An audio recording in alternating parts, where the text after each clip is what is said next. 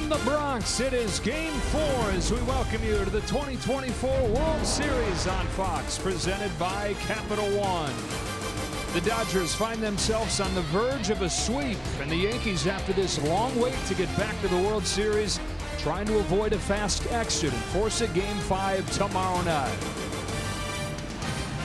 We welcome inside the Hall of Famer John Smoltz. I'm Joe Davis. Freddie Freeman was hurting so bad during the championship series he couldn't even get on the field at the end of it. But that ankle has healed up. He's homered in every game in this World Series and has the Dodgers one win from a championship. It's been amazing, and the 5 days off that he got really helped his ankle, which really helped his swing.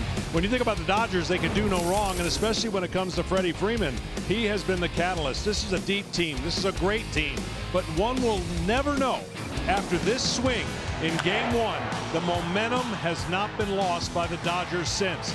That swing, that grand slam, followed up by what he did here in Game 3, and they have taken a strong hold of the series on the back of Freddie Freeman. And so the Yankees try to respond and try to do something that's never been done, come back from down 3-0 in the World Series. Well, it's not a fun environment when you have an elimination game, but what you have to do is say, not on my watch, and you got to play a longer game. You have to be mentally tough. You got to get big hits. You got to do everything the other team is doing that's got the 3-game lead on you. It can happen, and it can happen quick, especially if Aaron Judge gets going. Let's go down to the field now. Tom Verducci.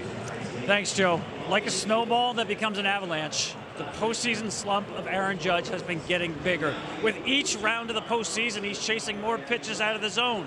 So Aaron Boone, Yankees manager, said he thought about hitting him leadoff tonight, but instead he does not want to move Gleyber Torres. So Judge is back at number 3.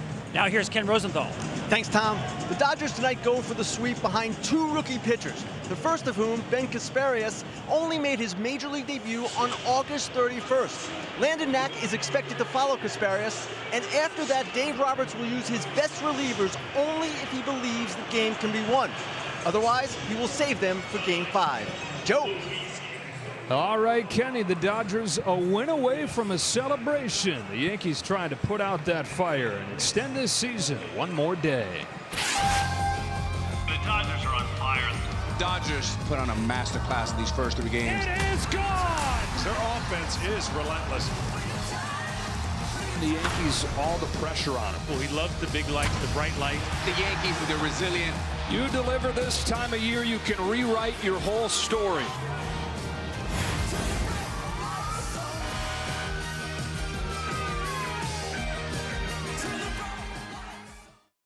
Most decorated franchises going head-to-head.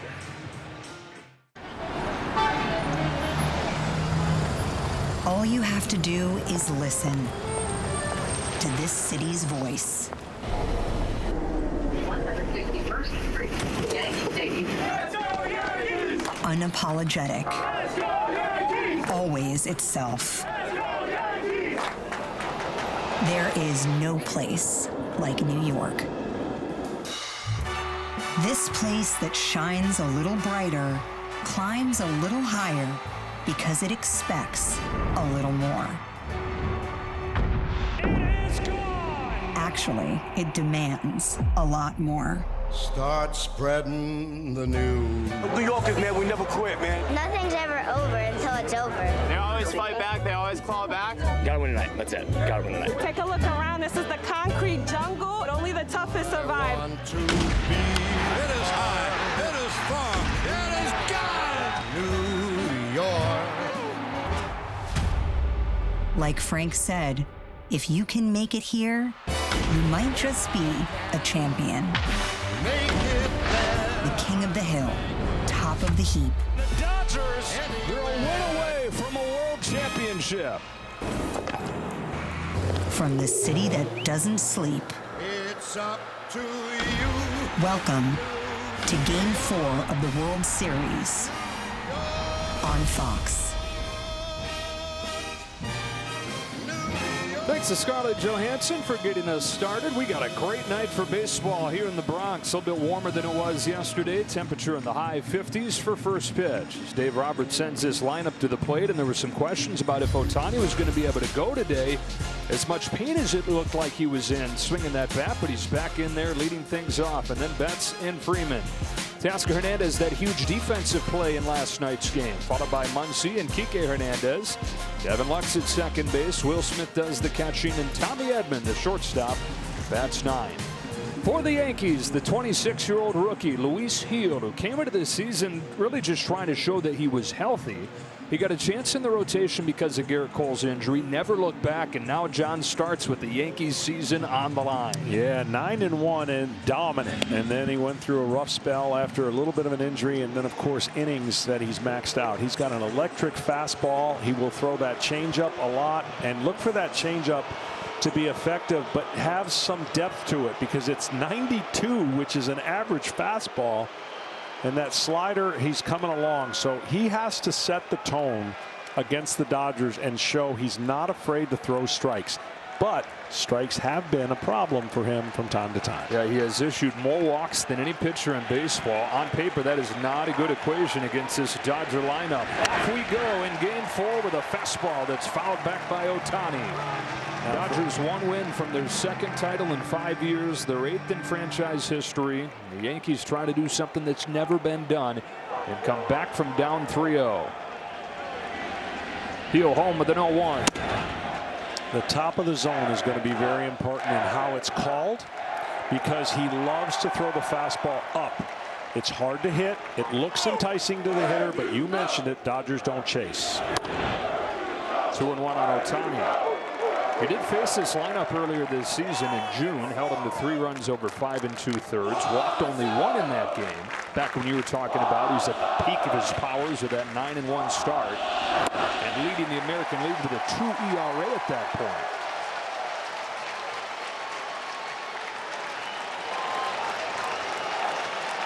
This is by far the most innings he's ever pitched, and it's his first year back from Tommy John.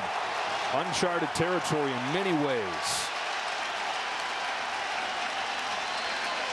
Is 2-2 to Ohtani. Up and in, and it spills that helmet.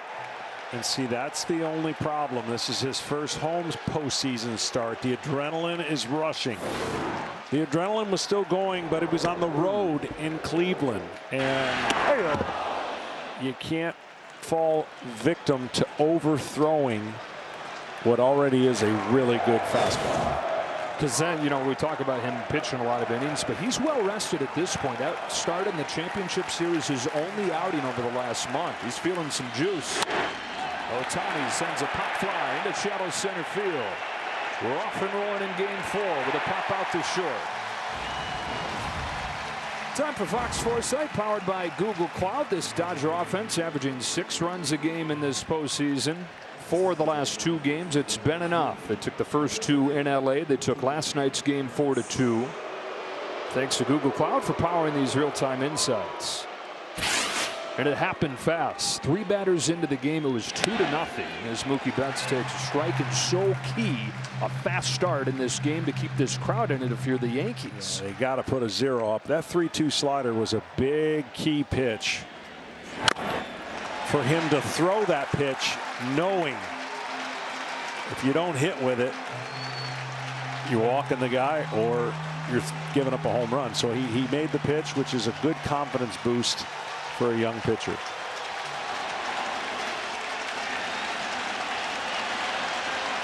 Home with an 0-2 to Betts. A fastball is fouled off. And if he has that slider, he can be next level, right? Because the fastball and the changeup he's been able to count on for the most part. Yeah, he's going to learn how to change planes with that slider, right? He's got the good changeup that he can throw into a righty, away to a lefty. But that pitch right there, if he can learn to just get that closer to his fastball, man, and that's the progression every young pitcher's got to make. You don't expect them to have every single thing that when they break in or when they're coming back from Tommy John. He really was doing both at the same time. That's poked down the line and a fair ball into the right field corner. Betts is headed for second with extra bases. He will stop there with a double. And that's what I was talking about. Looks like not a good fastball, even though that was a changeup. So he threw a slider, which was slowing the hitter down, but followed it with a changeup. That's another slow pitch, and this is how you can make the adjustments, which we've seen Mookie and the Dodgers do. That one to Mookie just looked like a bad fastball because he didn't see enough velocity to change the way that he'd approach that at bat. Into scoring position. Freddie Freeman at the plate.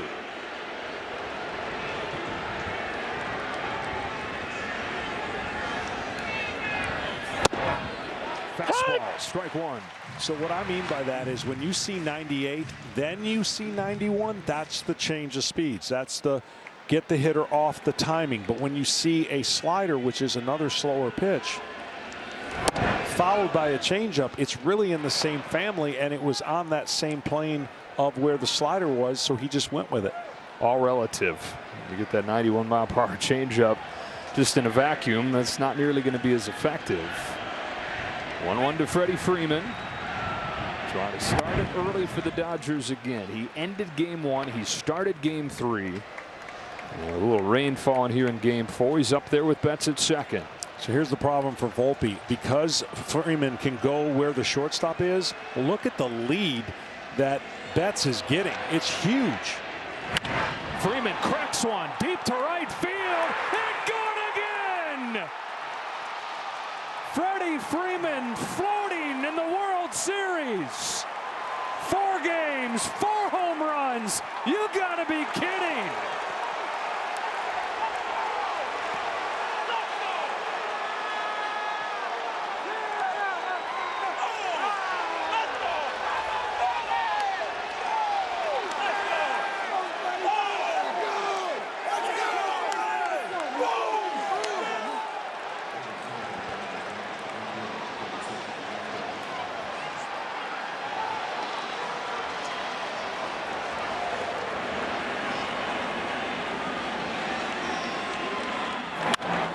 Deja vu from game 3. Freddie Freeman in the first inning before the Yankees can come to the plate has taken the crowd out of the game with a 2-run home run. Well, this one wasn't like the others, meaning it wasn't inner half where he has made the Yankees pay and the Dodgers happy. This one he went out and got a flatter slider, but the same result. Short right field porch. This is a guy who his ankle was hurting so bad during the championship series he couldn't play. The only way he was going to get on the field was at that long break that they got by finishing the Mets a day early. This is going to be a tough play. Hill gets there. Fadeaway throw is off the bag and an infield hit for Teoscar Hernandez.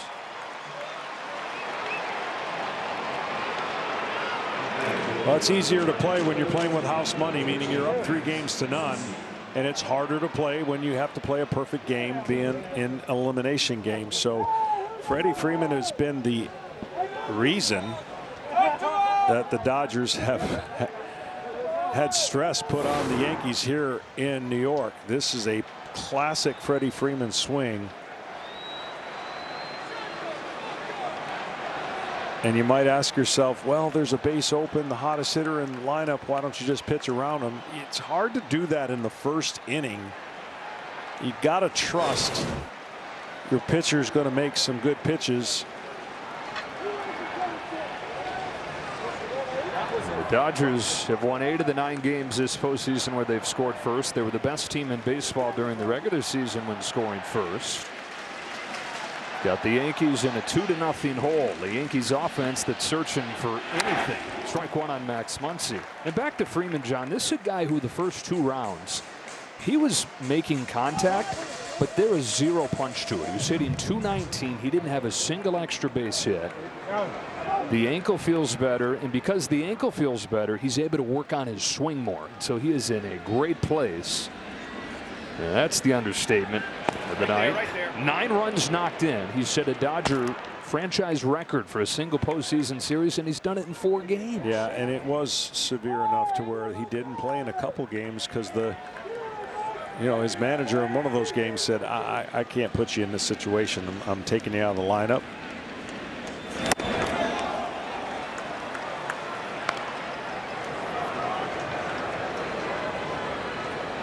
And if the Dodgers go on to win this game, win this series, it'll be the easiest MVP vote you've ever seen in your life. Yeah.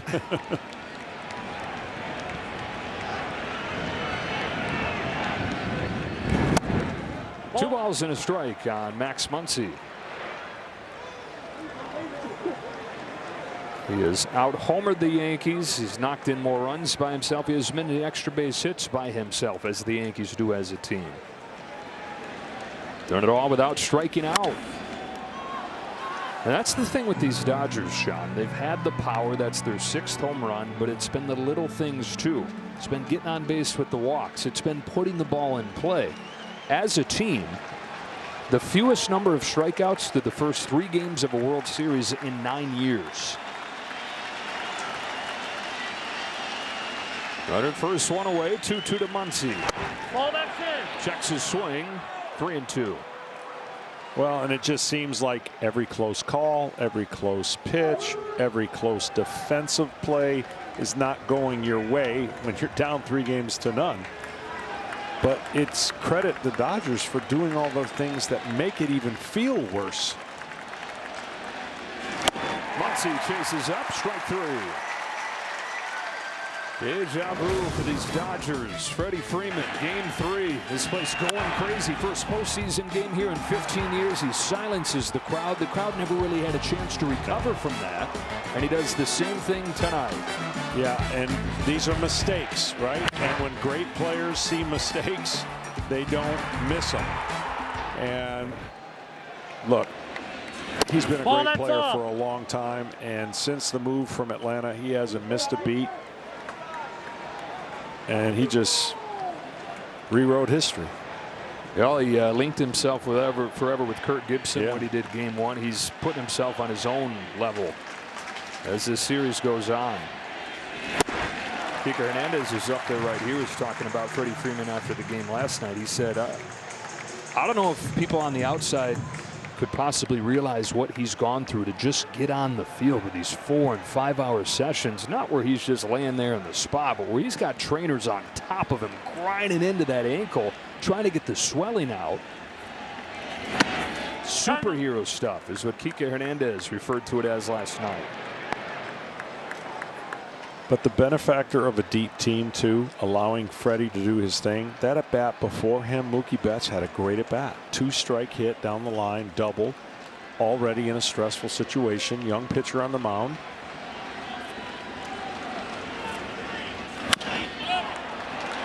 Pop fly right side of the diamond for Anthony Rizzo. He's got it. But the Dodgers have the lead again, and guess who? They want Freddie out of here. Please stop, they say. He made that sign before he did this. It was all inspiration, very little production over the first 2 rounds. It's been loads of both in the World Series for Freddie Freeman. And at the official watch party back in Los Angeles, they've started that party early.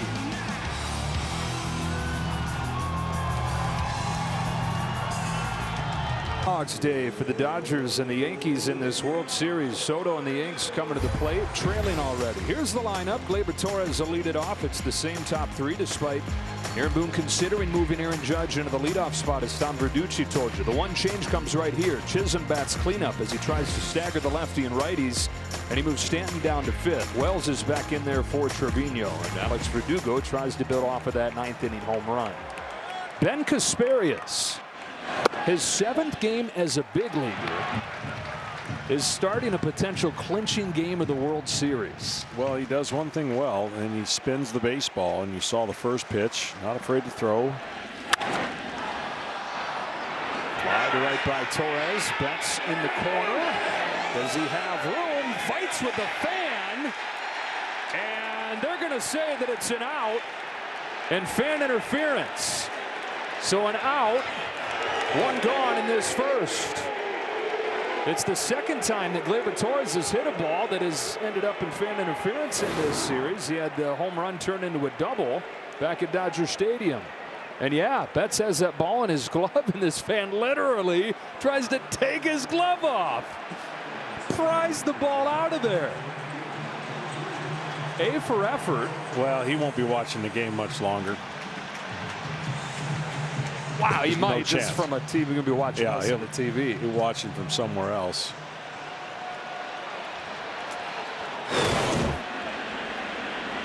So 1 gone, and here's Soto. Kasparias throws. Soto takes outside, and it's a broken record on this, but somebody's got to give a jolt to this lineup into the stadium. Could it be Soto, who's done it so many times in his year here in New York? On this 1-0, Ball, takes ball in. 2. Well, I know it sounds ridiculous, but it's literally just winning more at bats. I mean, whether that's a walk or a productive at bat, they just aren't winning enough at bats, and they've had the count in their favor. They just haven't been able to deliver. Ball, that's up. Like, this is a winnable at bat, right? 3-0, and it's in a prime situation to either take the walk, get a 3-1 pitch, and then go to swinging. But get on base and pass the baton on. That's the only thing you can do when you're in an elimination game. Ball 4. 4-pitch walk, and the Yankees have their first base runner. Soto draws the walk. Aaron Judge comes up.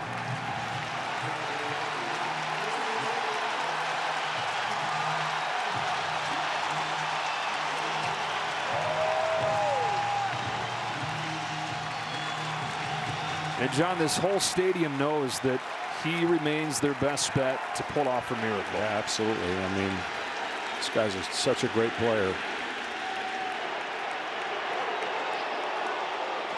One disengagement as home plate umpire Doug Eddings lets Ben Kasparius know. Will Smith was asking for time there, not going to let Kasparius throw.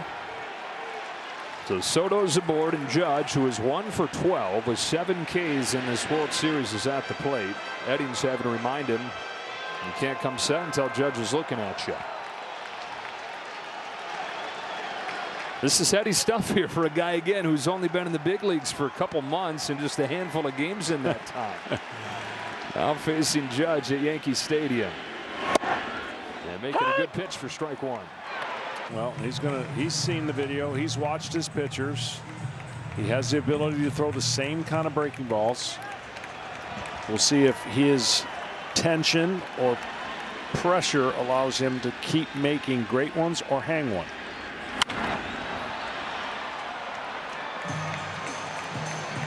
And for Aaron Judge, Aaron Boone was saying before the game, he still thinks it's a mechanical thing, that he's a little bit late, and for him that's everything. If he feels like he's on time, he gets into that headspace where he thinks nobody can get him out. Yeah. Ball looks bigger.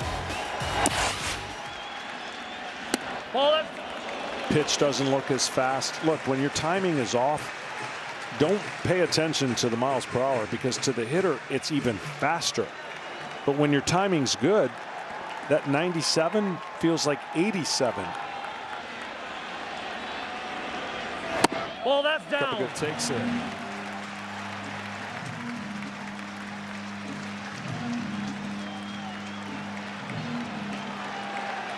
'25-year-old Ben Kasparius against Aaron Judge.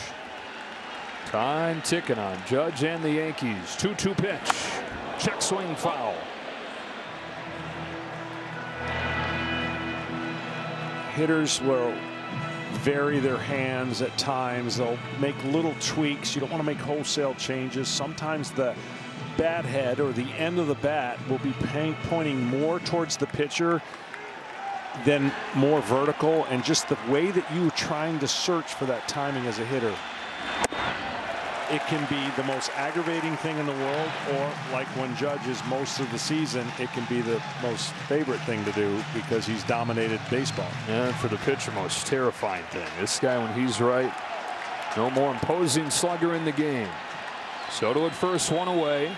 3-2 pitch. Judge fouls it off. We'll do it again.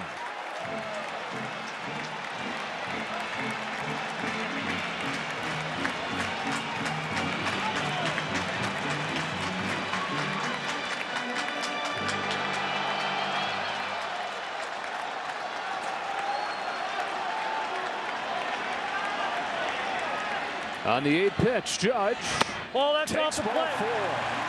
A few good takes in that plate appearance from Judge on breaking balls. Back-to-back walks. And Judge, the record-setting 2022 season, the 62 home runs in the MVP. This season, by some measures, was even better. But what's followed both those regular season dominance has been struggles in the postseason. For his postseason career, 196, and he's talked about it. He's not burying his head in the sand. He knows that his legacy ultimately is going to be determined by what he does on this stage. Well, encouraging signs, because he tracked the ball better, which means his ability to track the breaking ball down and away was better than his ability to want to swing at it. And when you're always trying to swing at it, you're going to miss these pitches. There's no way to hit that pitch.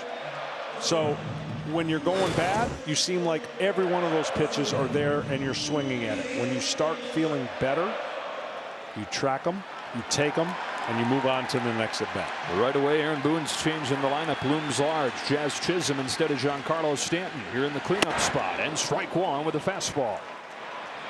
To me, his swing has gotten bigger and bigger, which is not a good sign. At times it looked like he was comfortable and saw it, but the bigger the swing, the more chances you're underneath it.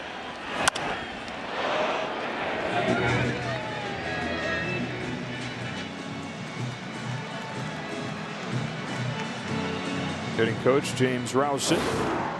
See, when you're trying to hit this 500 feet, that's what you do. See how underneath the ball you are? That ball's beating you to the point of attack.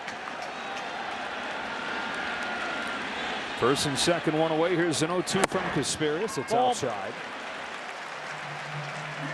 The Yankees just 7 runs over the first 3 games of this series, and only 3 of those runs have come in the first 8 innings.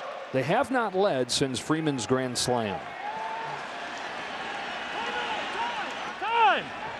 No pitch there. Time taken. See, if you've noticed watching the game, at least to my eyes, the Yankees haven't had many hits the other way, where the Dodgers have had a lot. They're battling, and they're poking it. They're putting it in play. They're getting rewarded. Whereas it looks like the Yankees are still trying to do what they do all year and pull and launch and hit for power. 1-2 pitch way up there.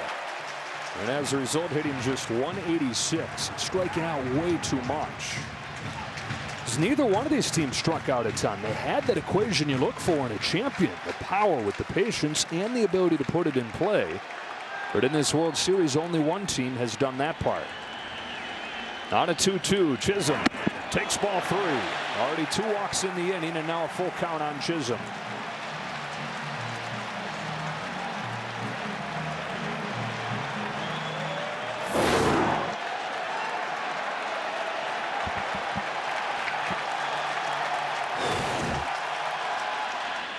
Bouncing ball towards the middle. Tommy Edman ranges over and his only plays at first. To third goes Soto. To second goes Stanton. Or goes Judge. And to the plate comes Stanton.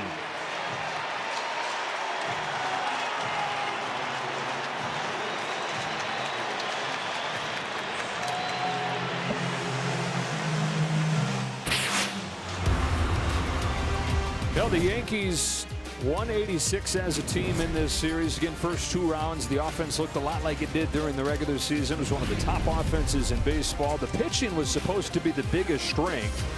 And Garrett Cole delivered on that in game 1, going 6 innings. But the last 2 games, not the case. Rodon and Schmidt give up 7 runs over 6 innings. And what was supposed to be the Yankees' biggest advantage has been the biggest surprise in the Dodgers' direction. Yeah, it sure has. And that big reason why the Yankees haven't hit with runners in scoring position or got a big 2-out hit is because the pitching of the Dodgers has been on point. So this is another example of how a team can get going if you get a bloop or a blast or anything that gets a run in after you've given up 2 in the top of the first.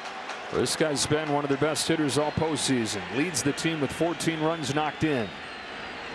And takes ball 1.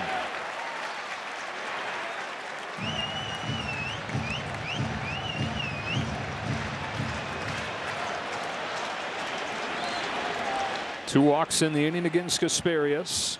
And a 1-0 to Stanton. Bounce towards the middle for Gavin Lux. He's got it. And the Yankees strand 2 in this first inning. On to the second we go in game 4.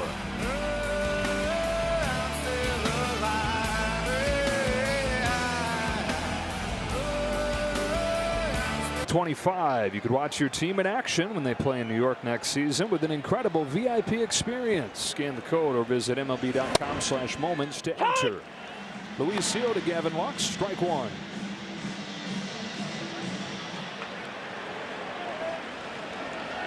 Hill against the bottom of the Dodger lineup here.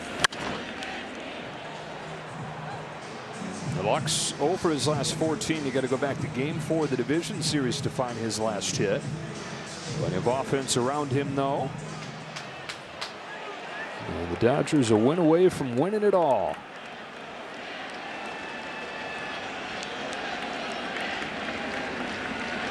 Peels 0-2. Ball.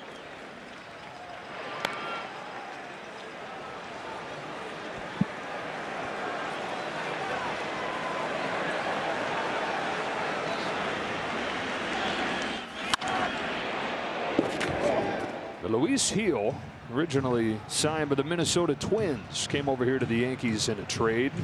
Jake Cave, who the Yankees were essentially just getting rid of. They got Gil back, and at that point he was somebody that not really anybody knew about coming up through the minors. Got to the big leagues for a handful of games, 21 and 22, but then he has Tommy John surgery, misses the next year and a half, kind of off of the grid again. Comes into spring training just trying to show everybody that his arm's healthy, but he blows past expectations and has just kept on going. That changeup right there, again, full of energy, but too hard. And he's throwing some pitches that are cutting, so you could tell he's trying to let it go, but not in the right areas. That's a fair ball off of the bat of Gavin Lux. It ricochets to Soto. Lux is headed for second. Soto's throw not in time. Lux with a leadoff double, his first hit since the division series.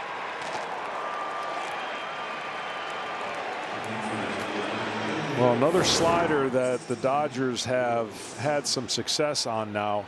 That one not as bad as the one that Freeman hit. Pulls this one down the line. Soto playing so deep that takes him a while to get over there and then can't make the throw. 3 of the 4 hits for the Dodgers have come off that pitch, Sean, and he's throwing it a ton. He's already thrown it more times than he threw it in the 4 innings in the championship series. Goes to work against Will Smith with the corners pinched in for the Yankees. Strike 1.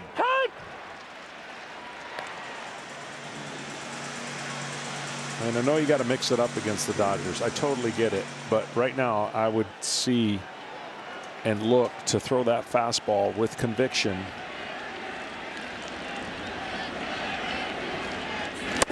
Ball, that's in. Because it's getting on the hitters quick.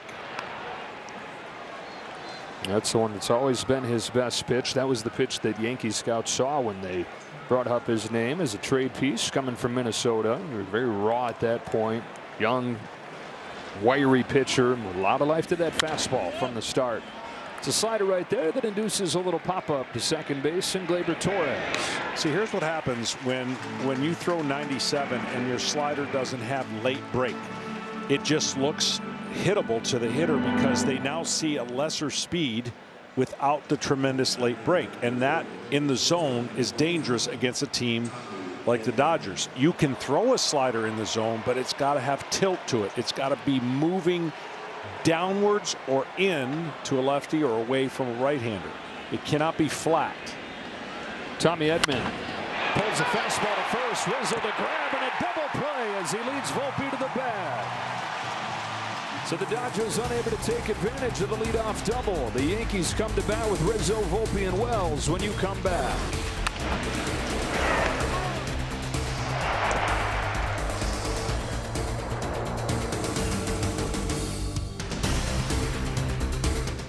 To donate 25 grand towards hurricane relief for every home run hit during the World Series. Then you text Rally to 90999 and T-Mobile will donate another $10. Dodgers up 2-0 on, guess what, a Freddie Freeman home run. Anthony Rizzo leads off the second and fouls off Ben Kasparius' first pitch. See, and the difference in the series again, just to kind of reiterate, you can't let a pitcher throw 9 out of 22 strikes and get away with it. And that's what happened in the first inning. So it's just a hit away. Like I said, to flip a series, someone's got to get the big hit. You got to take advantage of what the other teams give you. And so far that has been the narrative that the Yankees want to shake. 9 strikes and put up a 0. Anthony Rizzo is one of the guys that's tried to jolt him with some motivational talks. Pulled the team together before yesterday's game. The whole message today that Aaron Boone gave the team is, hey, keep it small. You can't win 4 games today. With everybody asking, can the Yankees do something that's never been done? He said, we don't have to. We just have to win today.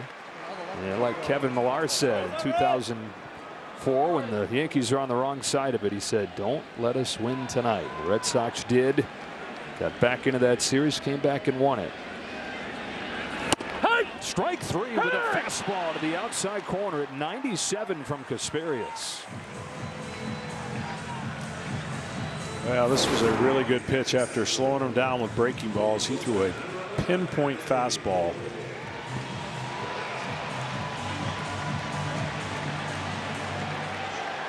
First strikeout for Kasperius, and up comes Anthony Volpe. Volpe came into this World Series having reached in all 9 games this postseason, but he's 1 for 12 with 7 Ks in this Fall Classic. Kind of the same issues, the wrong time, mechanically just being a little bit off.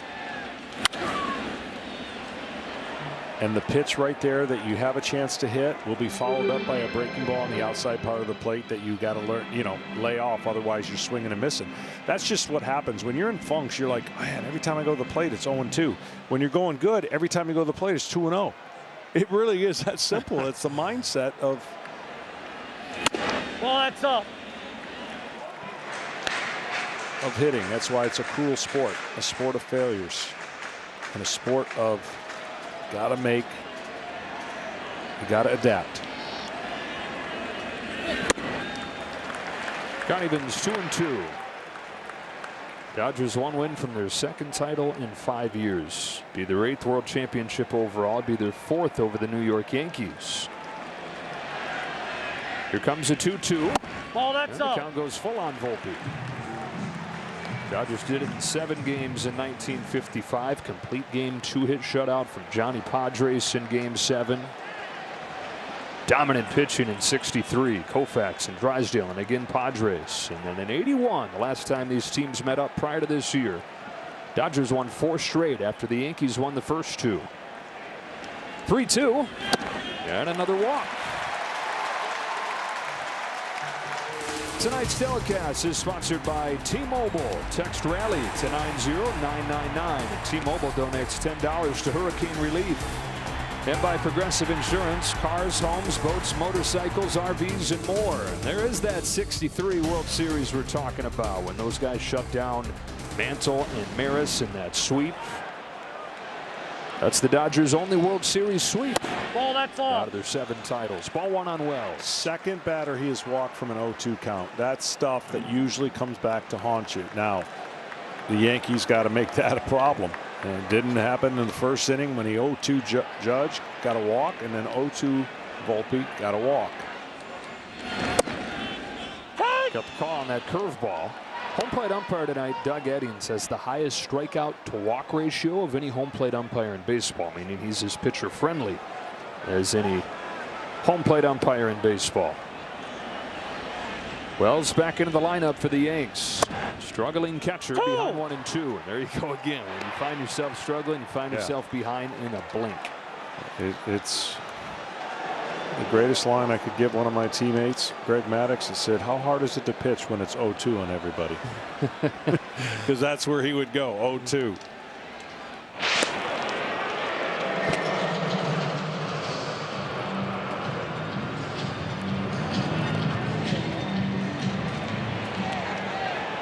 Wells is one of the key hitters for these Yankees during the regular season. Cleanup guy during the second half, but 4 out of 43 in the postseason. In and out of the lineup lately. There goes Volpe on a pop-up.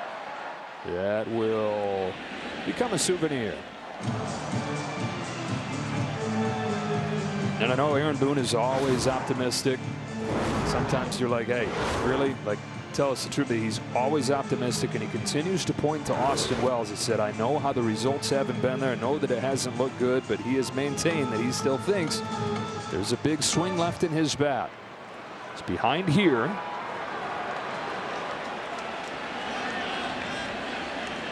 Volpe takes off again. Wells takes a ball. Volpe's into scoring position with a stolen base.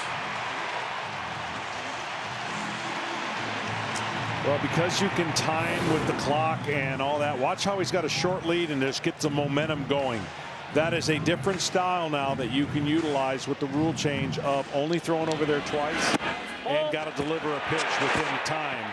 So good job by Volpe, timing it up and getting a running start to make an easy stolen base. Yankees have had a runner in scoring position in both innings against Kasperius. Can Wells cash in? Hits one hard, deep center field. Hernandez on the run. There's the big swing. It's off the wall. Volpe just now getting the break. How in the world does he not score? He misread it. I mean, when it's a 50-50 where you might catch it, you get halfway, but you've got to be closer to third base on that. And that one is just kind of characterized this series. He's a good base runner, a really good base runner, and he knows what just happened. This ball was smoked. And he was in between. He never got a feel for the ball, and that's not where you want to be. Listen, if there's nobody out, you can live with that. And you tag up and get to third. But when there's one out, you can't. Now it's Verdugo taking a strike. And you said it, John. That is a snapshot of this series for the Yankees and really this season for the Yankees, because one of the flaws that's getting exposed against the Dodgers, they were one of the worst base running teams in the sport this year. And it's been lopsided in that regard in this World Series. Yeah, and just again, when the ball is hit that deep, you can get 3/4 to third and still get back to second, right? That one should have been a run. Verdugo trying to make it a moot point, but he's in an 0-2 hole. There's Alex Verdugo, got him on the board last night with a 9th inning home run. They'll try to start their scoring again here. Daniel Hudson loosens in this bullpen game. Kasperius hunting a strikeout. This close to tying this game. I mean, we're talking a foot.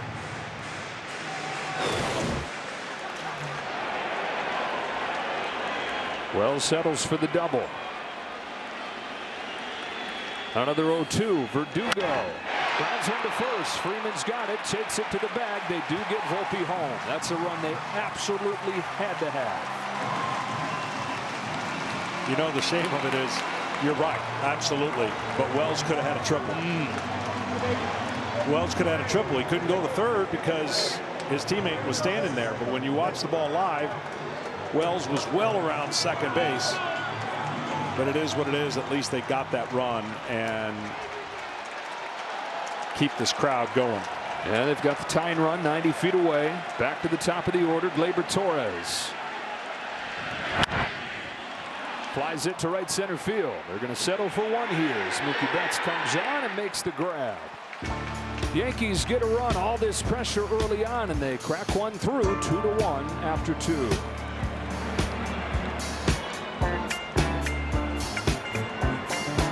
Yankees give an answer and starting to get those from the bottom of the order there. Volpe and Wells both get aboard, and they finally get a run in. Top of the order for the Dodgers here, top of the third. Freddie Freeman home run, the difference in this game. It's been the difference in just about every game in this World Series. Ohtani connects on a high fly ball to center field that Judge will run back on and put away for the first out of the third as we look back at that double that maybe should have been a triple. Well, there's no way he could go to third when he sees his teammate, but that ball that's bouncing off the wall and the carom easily, in my mind, Wells was a good runner and he was running right out of the box. But that's the problem, you know, when you make a mistake, you got to do the next best thing. The next best thing for Volpe was get to third, but it prevented Wells from going to third. All these things, all these little things, when you hit, you hide.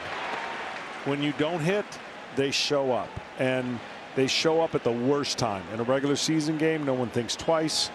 Postseason.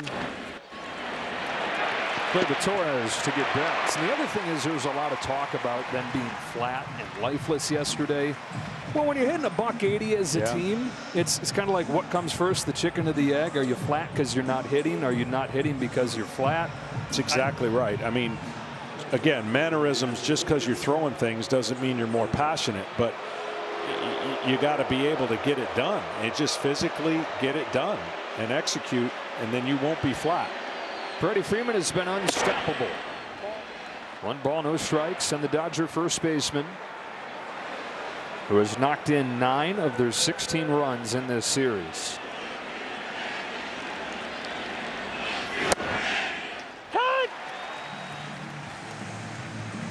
One of the best hitters of this generation, and it's been mostly the average and the consistency, the durability that's made his name. But power in the World Series, the story here.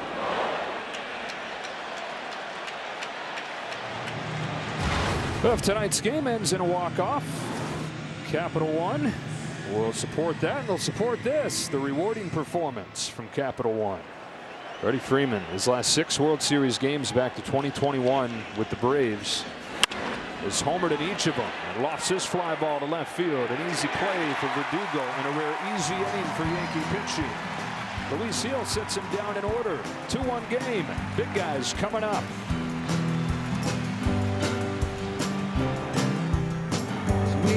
Where the Dodgers have made the first of what expected to be many pitching changes. Daniel Hudson on the mound. I'm with Yankees manager Aaron Boone. Aaron, do you feel like you left runs on the board last inning with a base running mistake by Anthony Volpe? I don't know. I don't think Wells is getting a second, so we probably dodged it. But we got to, that's one, especially with one out there, we got to be in a better position. So I don't know if we were going to get the second run there, but a little bit of a misread by a really good base runner. You've been looking for signs from Aaron Judge. That walk first time up. How much do you think that can build going forward? Yeah, I hope so. It's always right there for Judgy. So a walk to end last night, walk to start tonight. Hopefully a sign of him breaking out. Thanks so much, Aaron. You bet. Aaron Boone's first time in the World Series since his bat sent the Yankees there in 2003. Juan Soto leading off this inning against Daniel Hudson. Walked against Kasperius in the first and ahead here 2-1. Power fastball, power breaking ball out of Daniel Hudson. And this Dodger bullpen has a lot of that same theme to it. Bottom falls out right there, 2-2. It's interesting, John, a bullpen game, normally the connotation is like, oh boy, got to do that. But instead of it being a sore spot for the Dodgers, it's worked like a weapon. It has, and it's worked out because they haven't had to have that much stress in all the games they've played in, which is a great reward to their offense picking up the slack and creating a gap. Soto on 2-2. Sends it foul. Yeah, in the 2 bullpen games that they've won in the postseason, they've had 5 runs by the end of the 3rd inning in both. That's huge. I mean, that is, look, when these high leverage arms normally come in the regular season, they're coming in tight games. They're coming in late to win a close game. Soto's down on strikes. Hudson gets him for the first out of the 3rd. Well, that's that slider that stays there and just kind of goes down. Not tremendous break, but enough to fool one of the best. And so they face Judge with the bases empty.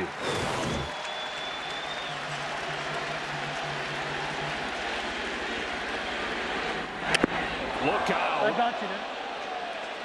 Got him on the elbow. Judge gets first. And looks to be okay. Dave Roberts saying, let's take a look at this and confirm that it was the arm, not the bat. I think this guy gets him pretty good. He's a big man that catches it right in the wrist. And that is not where you want to get hit.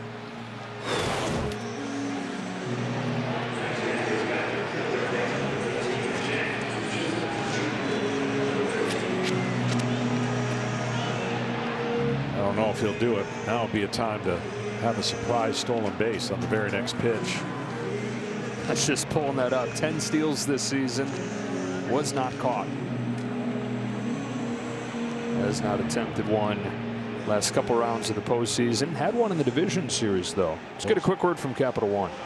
What's been the highlight of your career? And that'd have to be bank guy. I've always been passionate about no fees or minimums on checking accounts. What's in your wallet?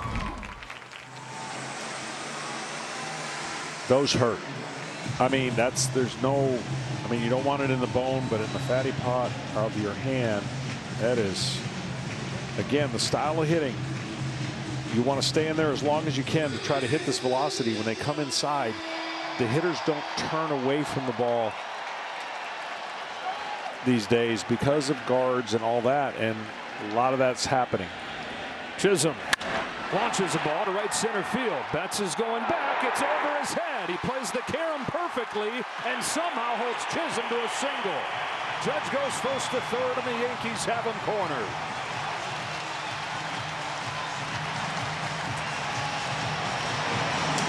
Way better low ball hitter than high ball hitter, and he finally gets one down, but he didn't get it up enough to get out to take the lead. But this is a really good play by Betts. Look how he looks for the ball, then once he knows he can't get it, he just finds the ball off the wall, and it comes right back to him like a middle infielder that he is.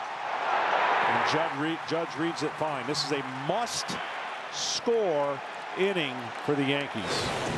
If they get one here, it'd be tied. Stanton's up there, and he takes ball one. Traffic in all 3 innings. Multiple base runners in all 3 innings. The Yankees leaning on this Dodger bullpen game with their season on thin ice. And if I'm Jazz and the Yankees, I'm trying to take second base. I'm pushing the envelope to get out the double play out of the way. Chase. He started to go and then came back. And now he's going to ask for a little time for the, well, I thought he was, to try to get, looked like he slipped a little bit when he was taking off. Got 3 stolen bases in game 1 of this World Series, a Yankees postseason record.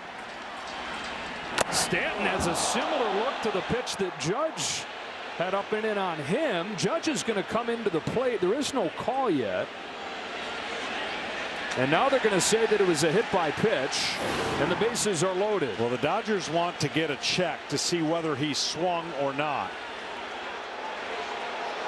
Looks like it was a foul ball. But the umpires are going to say he swung.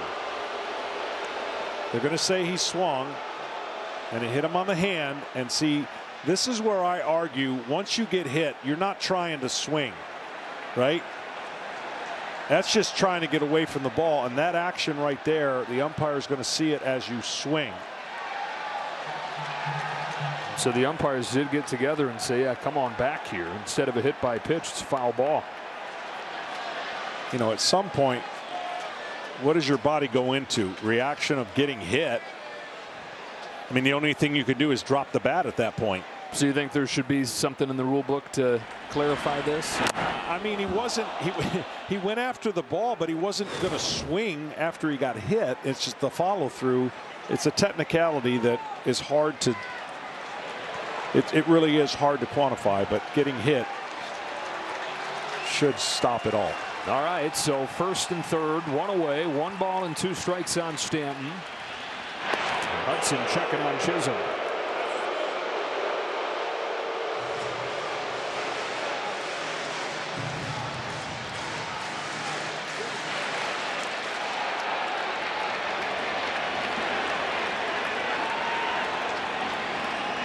Here it comes. There he goes. No throw from Smith. Then a dive into second from Chisholm.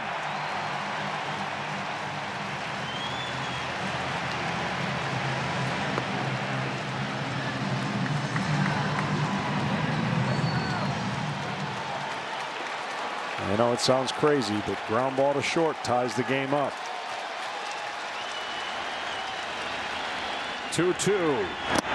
Full count. I've seen too many of these situations where you're trying to get a hit and 3-run homer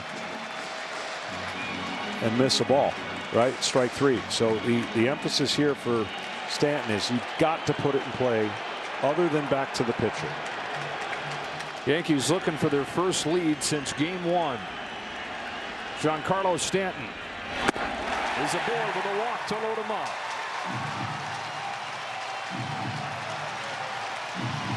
So Hudson's been a little all over the place here. A couple have gotten away. He issues the walk right there after he hits Aaron Judge. And they're loaded up for Anthony Rizzo.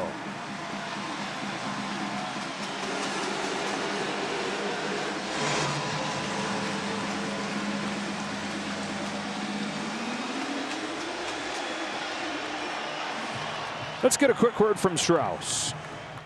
Whether you're on the field or in the field, your gear is a source of pride. Strauss and Major League Baseball. Gear up, go yard.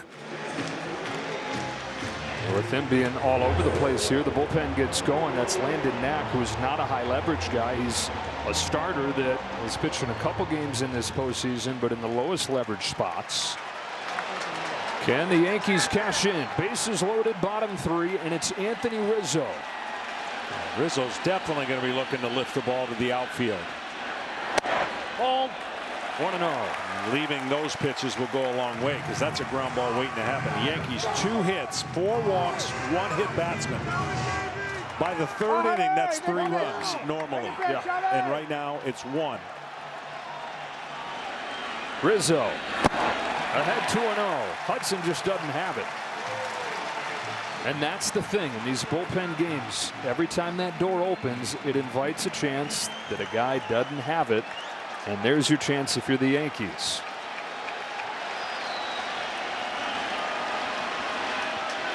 Anthony Rizzo on 2-0. Grounds it foul, 2-1.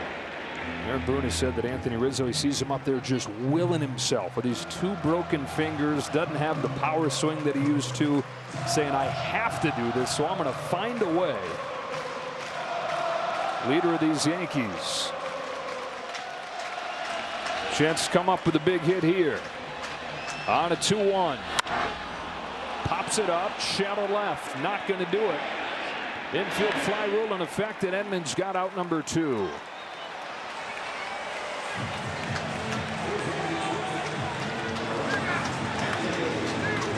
Doesn't it seem like it continues to fall on Anthony Volpe? Well, this is a great opportunity for him. It seriously is. I mean, we'll never know if it costs the team a run or not, but you don't think he's thinking about gap, clearing the bases right here? The New York kid, bases loaded, 2 out. Cranks a ball, deep left field. Volpe with redemption.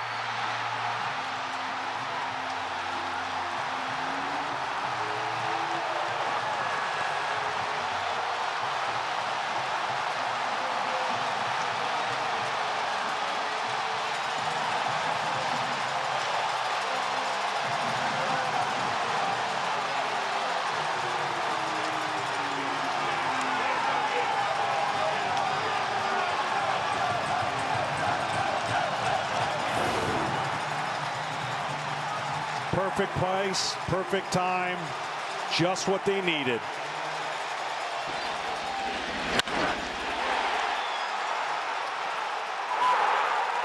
It's a grand slam. A jolt through the stadium and through this series.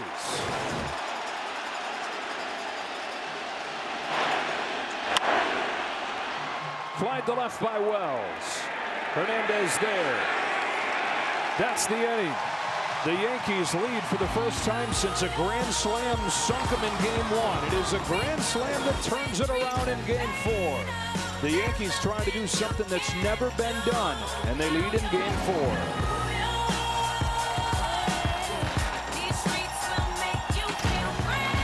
Manager Dave Roberts. Dave, you were up 2-0. Now you're down 5-2. How does that change the calculus for how you will handle your pitching the rest of the way? Yeah, well, I think right now we're going to go to Landon Knack and try to chew up some outs, and I just feel good with him keeping us in the ball game, and there's still a lot of baseball left. Hill seems to be settling in. What do your hitters need to do to disrupt him? Yeah, you know what, I think, you know, obviously the double play ball was a big momentum shifter. We just got to keep having good at-bats, not panic, and stay in the strike zone. Dave, thank you. All right, guys, Anthony Rizzo was so close to catching a pop-up in a similar spot yesterday. Couldn't get it. Opened the door for the Dodgers to get a run. Makes play right here. We are talking about 1 hit possibly changing and putting a jolt of energy through the crowd and through the bench. We thought that might be Judge. It ended up being Volpe, and you'll see the steps of the Yankees, the countenance of the Yankees. Everything will change now with a 5-2 lead. Max Muncy with 1 away, and all fueled by this crowd, which has been ignited. Now the goal as a pitcher is to make them again hit their way on. Don't create any traffic on the bases by walking hitters.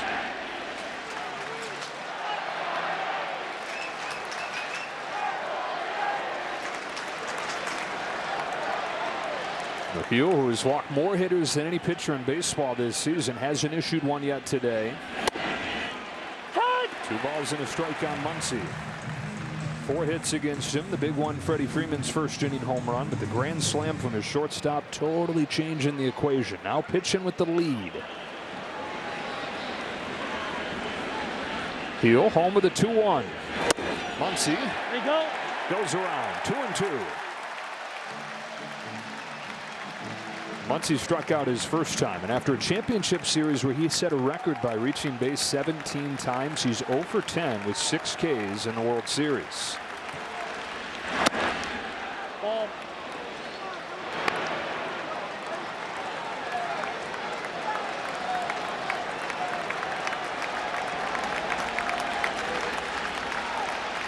Luis Hill turns and fires. Fastball's fouled back. See, that's a great pitch. It didn't matter if that pitch got hit out of the ballpark, singled, or line drive at somebody. That pitch was a competitive pitch that made the hitter do something rather than get the free pass. You just cannot walk the Dodgers when you've got the lead.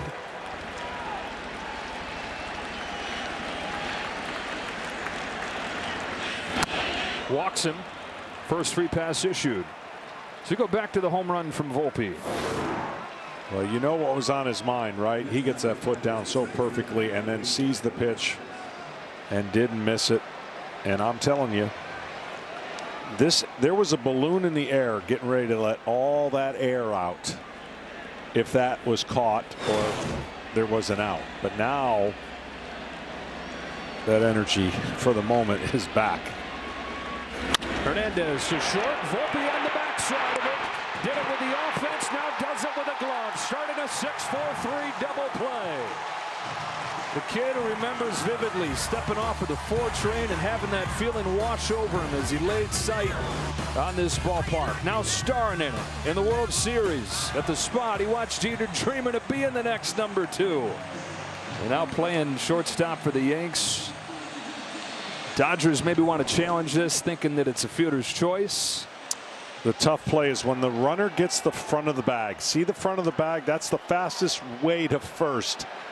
And the front of the bag is going to allow him to maybe be safe before the ball gets in that pocket. Los Angeles is challenging the out call at first base. Then our replay review will be presented by Zoom. It did look like Hernandez got there in time. I think I'd learn putting things in pen.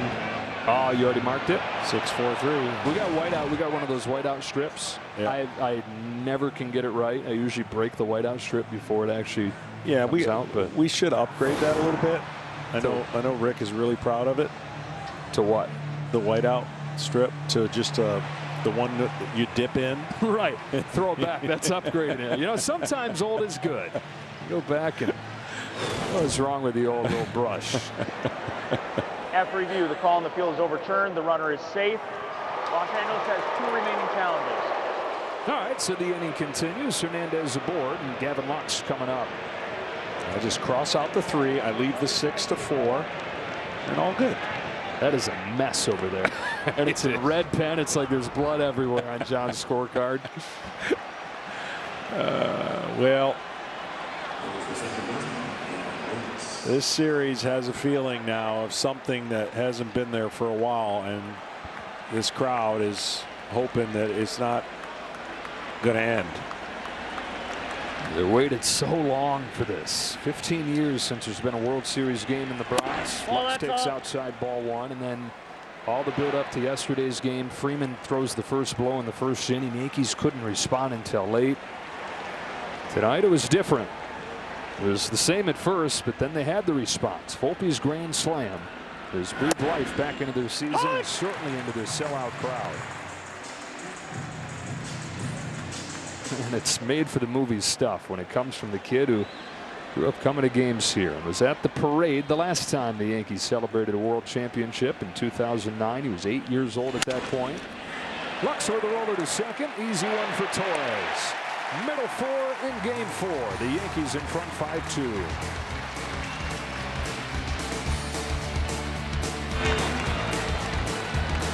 This is sponsored by Pfizer. Outdo yesterday. Billy Martin, 24 years before he managed the Yankees over the Dodgers in the World Series in the 1953 series as a player, had a walk-off single to clinch in Game 6. And then went on to win it in 77 as the manager. 5-2, the Yankees in front, trying to keep their season going. Down 3 games to none. Anthony Volpe's grand slam has changed everything. Alex Verdugo takes outside as Landon Knack takes over. Well, one of the messages that Landon Knack's manager, Dave Roberts, said, listen, don't run away from your command and your stuff. He felt like he was doing that a little too often, and it got him in trouble. And they said, we're going to need you. And right now they need him to eat up some innings. First time he's pitched since bullpen game 2 of the championship series when he gave up a grand slam to Mark Vientos. As Verdugo opens this 4th inning with a base hit into right field. Betts holds him to a single. He continues to keep guys from taking that extra 90 feet out there. Fan Cam sponsored by Coca-Cola Zero Sugar. We found some happy fans in the Bronx tonight. After there were not too many of these shots to be had in Game 3. But you see the difference is just right field play in this series already. I mean, it's almost impossible to get a double when you hit it to Mookie Betts, but we've seen the doubles and triples when it's gone to Soto's positioning and defense. Yeah, it's like he's playing goalie out there. Top of the order in Torres. We talk about the bullpen games that have worked for the Dodgers, the 2 where they've gotten the early big leads. The 1 game where it didn't work, there was an early grand slam that toppled the whole thing. That was the game that Knack pitched. I mentioned Vientos had the granny.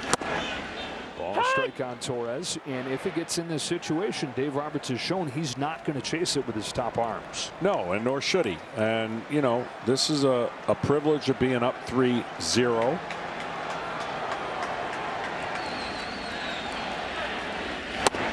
And the one thing you want to do is make sure you put yourself in the best situations to maximize what you're good at. And what they're good at is holding a lead after the 5th inning, a significant lead too, I might add, and putting the throttle down and never looking back. Torres is fly to right both times out here, 3-1. You know, the only time it had a chance to backfire was Game 1. It went extra innings. He was kind of forced that way, and to use all those arms, they went from losing the game potentially to winning it on Freddie's home run, and still worked.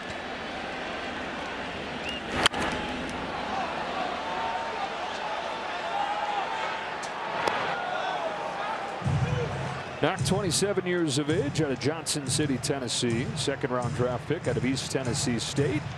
And was a staff saver for a lot of this season, with the Dodgers putting 12 different starting pitchers on the injured list. He came up and pitched really well.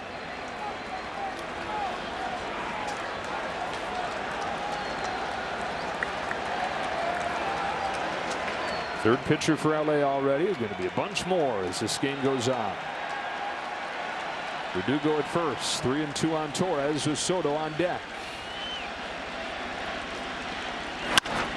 Sharply hit to second. Lux has it. Waits for Edman to get there. Over to first, too. Oh, it's hit so sharply they had time. And they went 4-6-3 to wipe it clean. But you're seeing the swings are better. You're seeing more, again, energy, because guess what? There's a 5 spot on the board. This ball's tattooed. But hit so hard, an easy double play.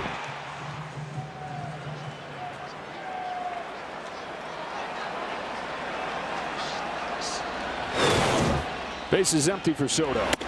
Oh, that's all. Walk in the 1st inning, strikeout in the 3rd. What a ride this has been for Juan Soto, and for the Yankees fans having him here. Who knows if it's a short ride, if it's just this 1 year, or if they'll sign him long term. This is the only sure thing, though, this season. And that is part of what has made this a higher stakes season. They get Soto with this 1 guaranteed year, move to strike in their stars prime. Judge 32, Cole 34. Yeah, you could say they went all in, and the all in with a percentage of the chance to sign it, but not a guaranteed. By going all in, they saw this as a big difference maker. They were 100% right. It got them to this point, and they hope to keep playing. Lux with a backhand. And thanks to the double play ball, Knack faces the minimum here in the fourth. And we're back after word from your local Fox station.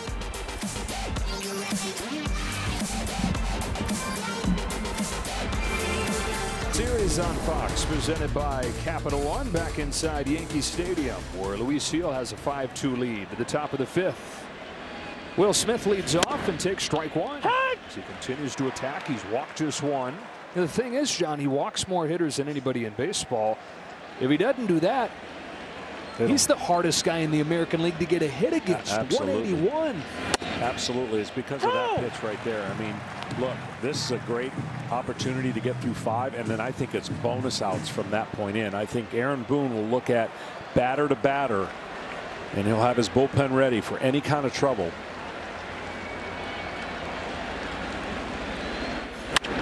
Smith sends a fly ball the other way. Back goes Soto. That short porch. It's got a chance, and it's gone.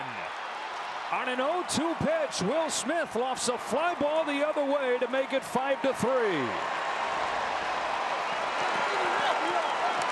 Well, I know for a fact that wouldn't have been out in Dodger Stadium, but they're not playing in Dodger Stadium, and that's why this ballpark is so tough to pitch in and so enjoyable to hit in.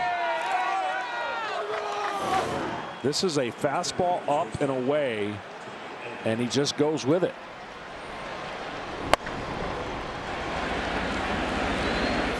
I've seen right-handed hitters in this part put their head down, know they made an out, get to first base, and then put a smile on. You got to be saying to him, get out of here. Like, as a pitcher. Oh, it's tough. And they built their team around this ballpark, and they play 81 games, so they should. Tommy Edman. Oh, that's down. 2-0. 30 ballparks in the big leagues. That is a home run in one of them. Yeah. That's a hitter's dream, and it can either ruin you as a hitter by trying to do that all the time, especially a left-handed hitter. Pull. All eyes turn to Big Noon Saturday. 4th-ranked Ohio State squares off against number 3 Penn State. One of the biggest games of the year. It all starts at 10 a.m. Eastern with Big Noon kickoff live from Happy Valley. And then Ohio State and Penn State at noon only on Fox. That's just a flat swing at the top of the zone, not trying to do too much.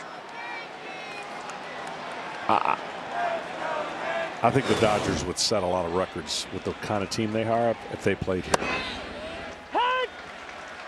Yeah, left-handed. When you think about the guys, the left-handed hitters they have. Yep. And even the right-handed hitters that are able to go the other way. Again, that's been a theme the Dodgers are willing to do, and we've seen. And when the Yankees get comfortable and get right, they can do it. You just haven't seen it. Now, this is Tim Hill. Got the left-handed batting Ohtani on deck. And playing with fire a little bit here as he walks Edman, and Ohtani's going to come up as the tying run.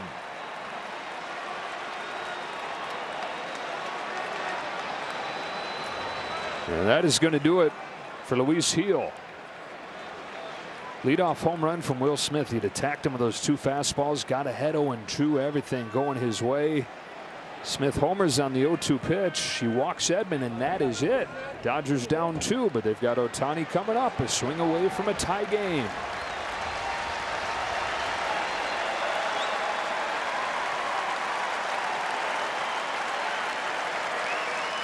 Watching Game 4 of the World Series. Dodgers and Yankees. 5-3. Yankees in front, trying to extend this series. Home run from Will Smith in this inning already, and now Shohei Ohtani against Tim Hill. Lines the first pitch he sees into center, and a base hit. Just the second hit of this World Series for Ohtani. Well, unorthodox delivery. He does give up a lot of contact, though. Not a high strikeout pitcher, and Ohtani, seeing him a few times during the year and obviously in the playoffs, went up there with a plan, stayed on the ball, and got rewarded with a hit after his injury. Well, first and second, but here's where Tim Hill thrives. Highest ground ball rate in baseball. Gets less swing and miss than any pitcher in baseball, but a lot of soft contact. Mookie Betts, ball one. And there is a lot to look at when he's coming at you. Part of this bullpen makeover. Was released by the worst team in the history of baseball back in June, the White Sox. Oh, that's off. 2-0 on Mookie Betts. The White Sox especially bad defensively, and so that's a bad equation for a ground ball a guy like Hill. The Yankees sign him, and he's become a key guy. Edman at second, Ohtani at first, and there is a ground ball hit softly. Going to be tough to turn two. They get just the out at second. And there's Ohtani bracing that shoulder as he slides in feet first. Well, he can fly too, and you wonder how much it cost him by running and holding on right when he slides. But he got a good jump, and they had to get it out somewhere, and they got it at second just in the nick of time. He's going to be running, and you know he's faster when that arm is not connected to the collar of his jersey. There's just no doubt about it. Well, here's the matchup Yankees fans are wishing they had in game one. Tim Hill against Freddie Freeman. 4-6. Close play in time. And it keeps the run from scoring at third. They're saying, hang on. They've already had one overturned over there. And Dave Roberts is like, what? They're going to challenge. Was that ankle just good enough for Freddie Freeman to get there and get a run through the back door?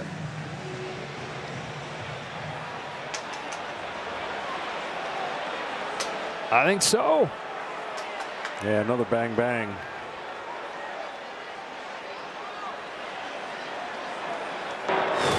That's like an instant replay of the first one that challenged. Kike Hernandez hitting the front of that bag.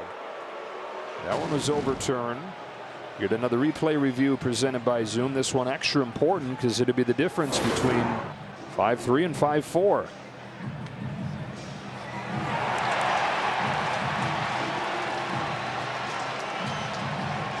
It's going to be safe.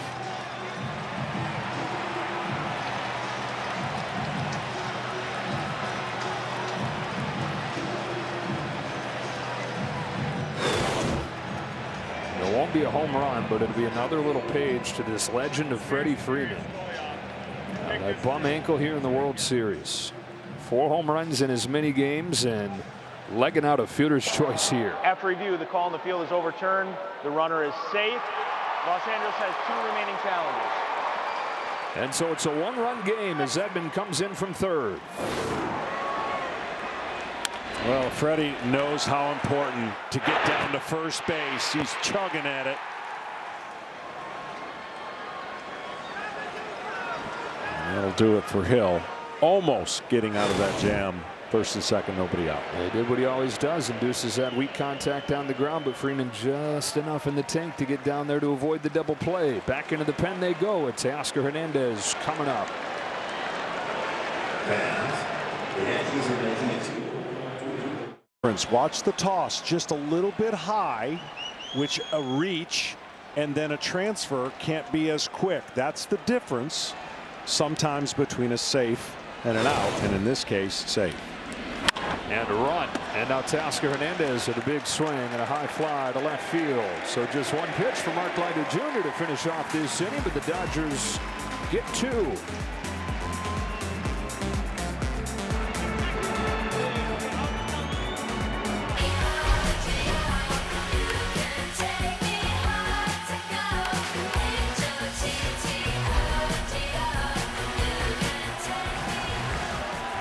Aaron Judge starts the bottom of the 5th for the Yankees and takes strike 1 from Landon Knack.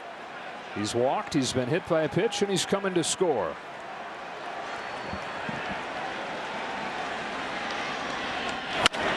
On the ground to short, Tommy Edman recovers late. Second error this World Series on Tommy Edman, who's done so many things right, but a couple defensive misplays, and the leadoff man is on. Yeah, a little bit of a tricky hop there that he tried to gauge. It catches the heel of the glove, and Judge running the whole way beat it out. It's important again the Yankees try to create some more space as the Dodgers came back with 2 in the top of the 5th.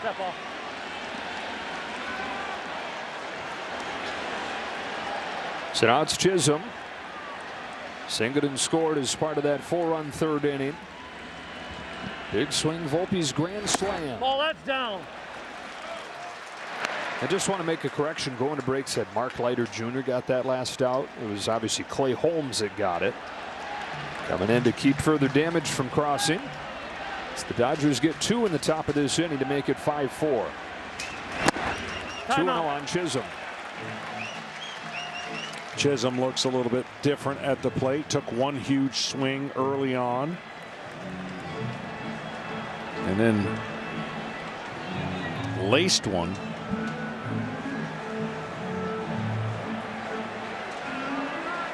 Seventh guy to reach the big leagues from the Bahamas. Got here when he was 22 years old with the Marlins. His flash to brilliance early on, was an all-star right away. Injuries have stunted him though.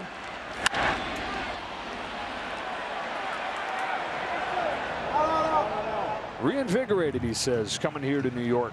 Aaron Boone has raved about him, and Jazz loves his manager back. He says every day Boone comes up to me and tells me, I love how you play, I love how you dress, I love when you show your personality. And so Jazz says he feels like he can really be himself here. That is some sweet bling right there. Is that a World Series diamond, or many of them? 2-2. Oh, he's blending in with the jersey. Jazz learned the game from his grandma Pat, who was a shortstop for the Bahamas national softball team and then opened a baseball training academy. She's a softball legend in the Bahamas. And he says a lot of the joy that he plays with comes from Grandma Pat, the queen of softball in the Bahamas. Judge at first, nobody out. 1-run game, 5th inning, 2-2 pitch. Ball, that's off. Count goes full.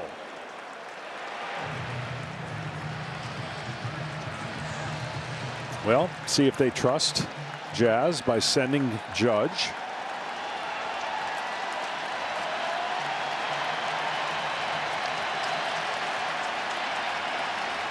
Not going. Ball 4. First 2 reach against Knack in the 5th. And Dave Roberts in an interesting situation here. The Dodgers down a run as Stanton comes to the plate. They get what they can out of Knack. You wonder how much that shifts his strategy, how much more aggressive he can be. 1 run instead of 3. Yeah, it's too early still. I think that 1 run would have to be closer to the 7th. So he's hoping to get some innings here, at least get him through the 6th before he can make some of those tough decisions on where to go with what the score is. Stanton. Oh, baby. Because even though you've got a traditional starter going tomorrow, if you have to have that, right, there's still no guarantees he's going to pitch 6-7 innings. So you always have to be cautious in what you spill out of your pen so it doesn't have carryover the longer the series goes. Oh, no. Jack Flaherty for the Dodgers tomorrow. One of the reasons the Yankees are saying just win today is because if they do, they've got Garrett Cole going in Game 5.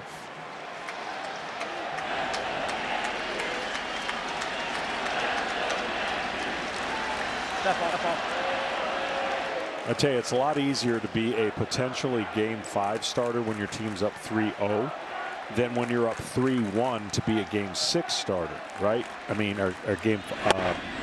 Oh! I know what you're saying. Yeah. So what happens is you got just way more leeway to be a Game 5 starter at 3-1 versus being a Game 6 starter when it's 3-2.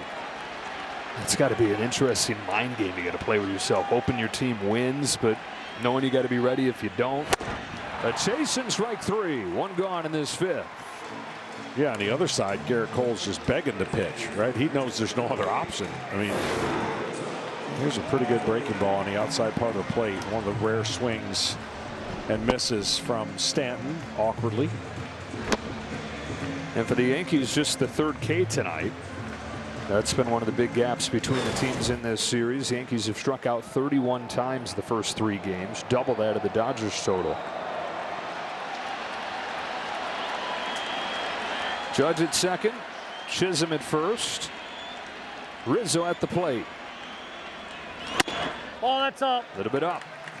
Look at the defense for the outfield. Again, part of what you were talking about, because Rizzo's lost some of that power stroke, really shallow for a guy who can hit it easily over their heads, but they're banking on his ability to be more line drive than power. Change falls in there. 1 ball, 1 strike.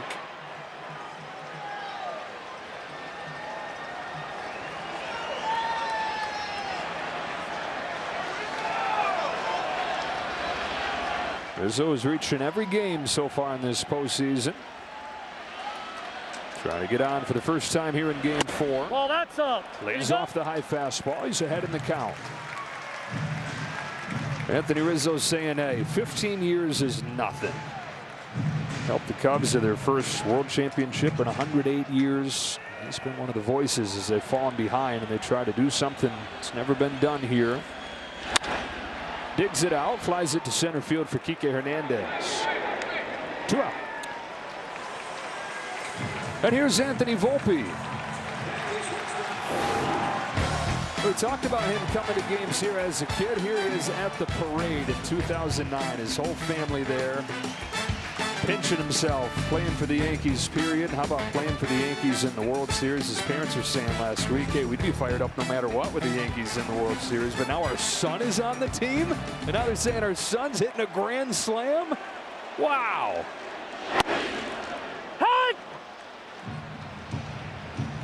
Moment you never forget. Not too many grand slam dreams as a kid. Maybe dreams of playing in the World Series, but a grand slam? I mean, how many people hit a grand slam period at any level? Let alone in the World Series for the team you grew up cheering for. Another opportunity that potentially could be missed. First and second, nobody out. Only up by 1. Volpe has a chance to kind of redeem it again for missed opportunities with leverage situations for the Yankees. On a 1-1 from Nat, Volpe sends a fly ball to center field. No big deal for Kike Hernandez, and the Yankees do squander this chance. After 5 innings in game 4, it's a 1-run game.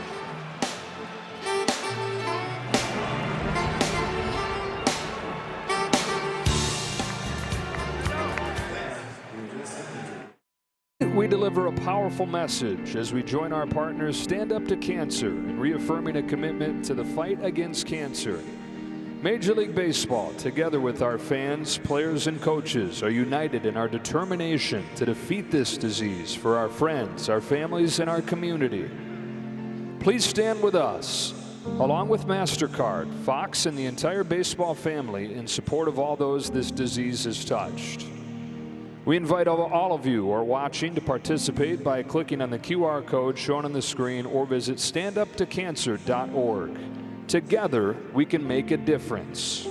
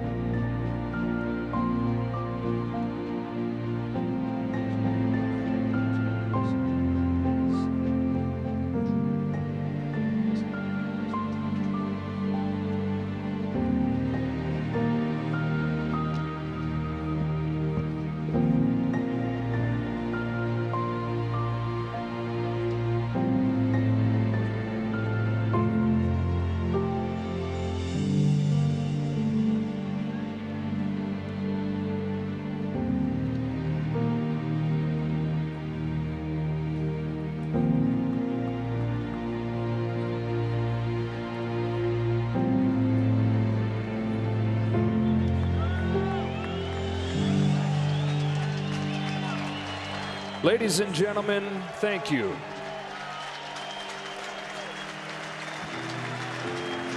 MasterCard has provided and proudly supported Stand Up to Cancer since 2010. And with the help of their cardholders, they've donated over $75 million to help fund groundbreaking cancer research. We all have someone that comes to mind when we think of cancer. Standing up for all the people we love. Priceless.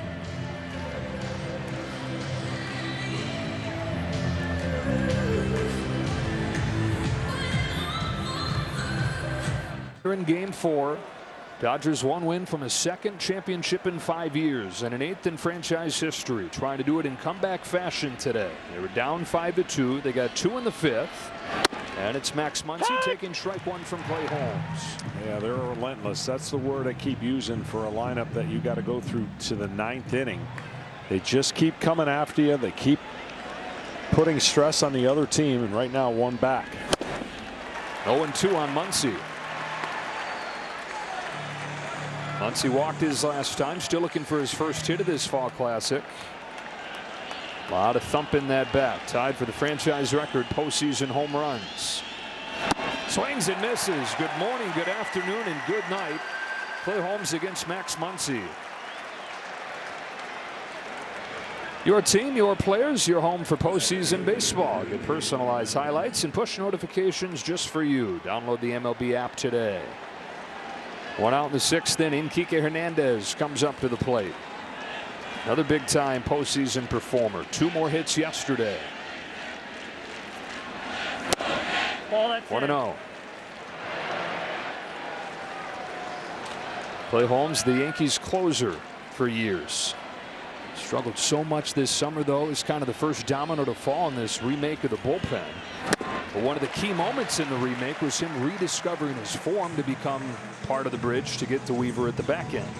Well, he's got such incredible movement. It's honing it in the right areas, right? That breaking ball is as good as it gets. It's like Blake Trinan. And you see a hitter get out of the way of a pitch that goes right down the middle. That tells you all you need to know. But it's a sinker that is also really good, but the command sometimes gets put in play more than it should. At a 5.5 ERA in Pittsburgh over 4 seasons, comes over here to the Yankees. What a turnaround. 2-time All-Star. 31 years old, out of Alabama. Ready for a 1-2 pitch.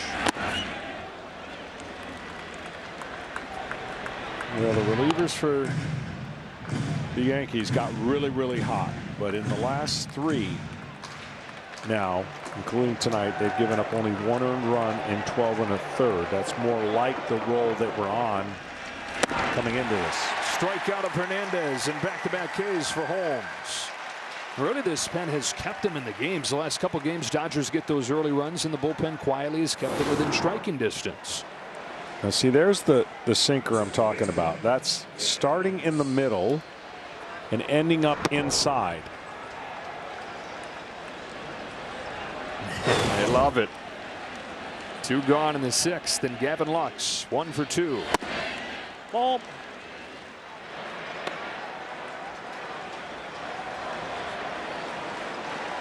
Lux's double in the 2nd inning, his first hit of this World Series. On a 1-0 from Holmes. Ball, that's off. Now ahead 2-0.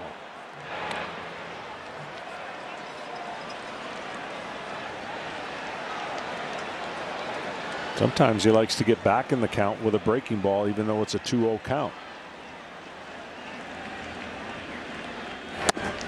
And he does. Pitching backwards there. 2-1. That's a feel he has. He has such good feel for that pitch. And if he ever combines the feel with the sinker for command and that pitch, no chance. We've seen long stretches where that's been the case. Sinker induces the ground ball here. A 1-2-3 6th inning for Holmes. 4 up and 4 down for the former closer. Still playing a key role.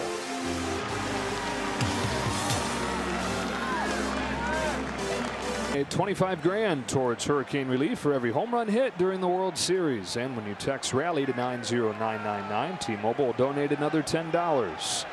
2 scoreless innings for Landon Knack, who comes home to Austin Wells and misses away. 1 ball, no strikes. He's done a nice job. He had trouble last inning, got out of it. Team's only down 1. You just feel like he's buying time for Dave Roberts. It's 1-1. And you said Dave Roberts talked to him. He sat him down after he gave up those 5 runs against the Mets, and he said, hang in there. We're going to need you again. And you got to trust it. You got the weapons to get big league hitters out. You got to trust it and attack. It's 1-2. Guy they used to call Snacks when he was in junior college. Always had a big bag of peanut butter trail mix with him and a big sweet tooth. Any kind of gummies, Sour Patch Kids. The nickname stuck. Snacks pitching in the World Series. Wells turns on a ball, sends it a mile. It's gone.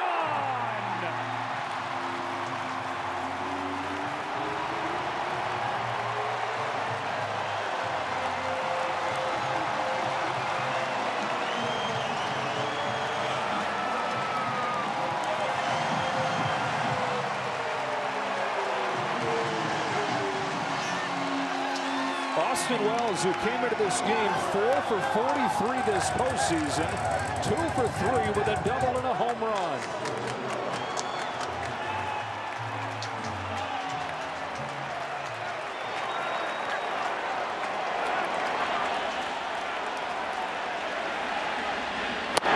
Ball on Verdugo. Again, you never know what's going to get a guy going or a team going. But the best swing he has put on all World Series. Verdugo sends a fly ball to left field for Teoscar Hernandez. Retreats and catches.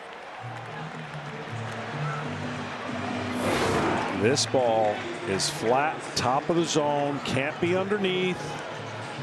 That is beautiful for a hitter. Not for a pitcher,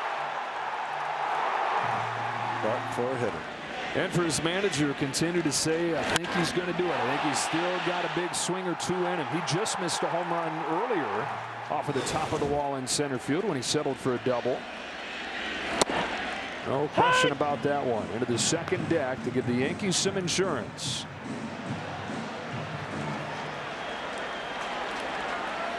Gleyber Torres flies it to center. Kike Hernandez going back. Shy of the track has it.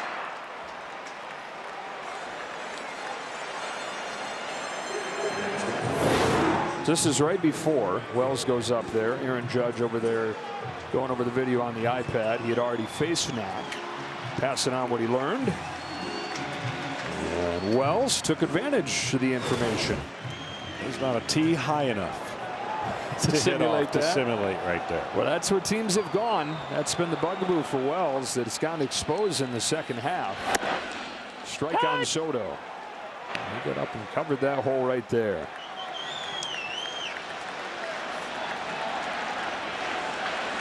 Soto looking for his first hit since the series returned to the Bronx. Walked in both games. 0 for 5 though.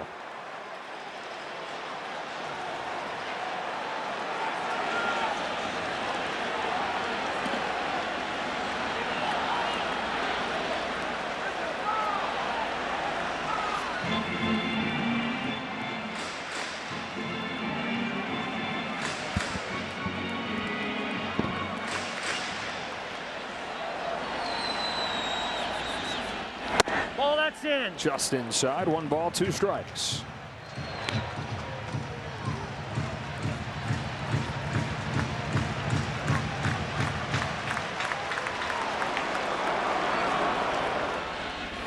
Swing and a miss. That's strike 3.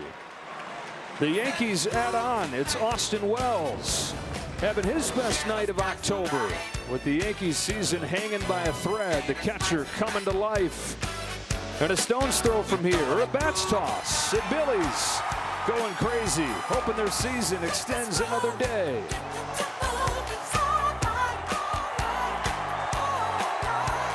Six 4 to the 7th inning we go. Mark Leiter Jr.'s on to pitch for real this time. Wells back there to catch him as the Dodger catcher comes up, and Will Smith. Both catchers in this game with a home run. Well, that's all. Smith went the other way on an 0-2 fastball his last time. Now faces Leiter. Well, this is an important part of the game for Mark Leiter. He knows 8, 9, and then all the horsepower is at the top of the lineup. So don't get anybody on base when you face Ohtani. That's the way you have to think. When you come into the game, you know where the order is. You know where the power is. You know what they can do. It's starting when the lineup gets turned over for the Dodgers.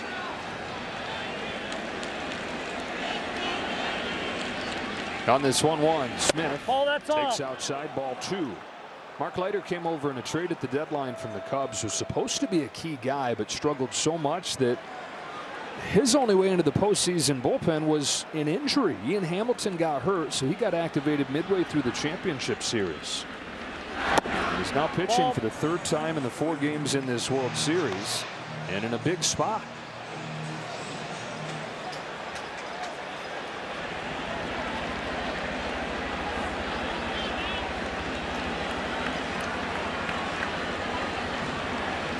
Will Smith leading off the 7th. Inside corner strike, 3-2.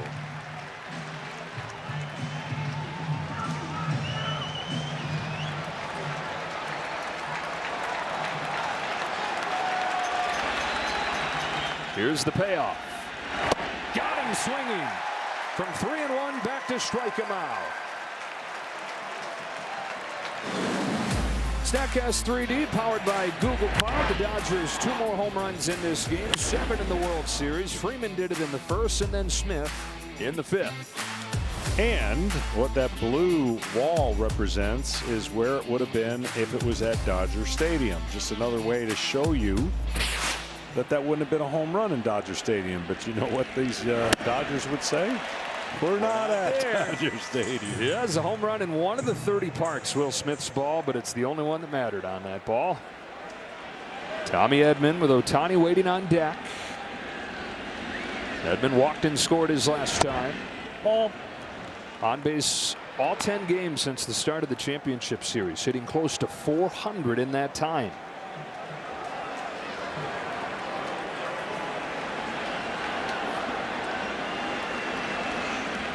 Leiter's 1-1. Edman shows bunt and takes low. He must be feeling a little bit better about his left-handed swing, because typically when there's a guy that throws a splitter, and a good splitter for Leiter, he turns around and bats right-handed. Does Edman.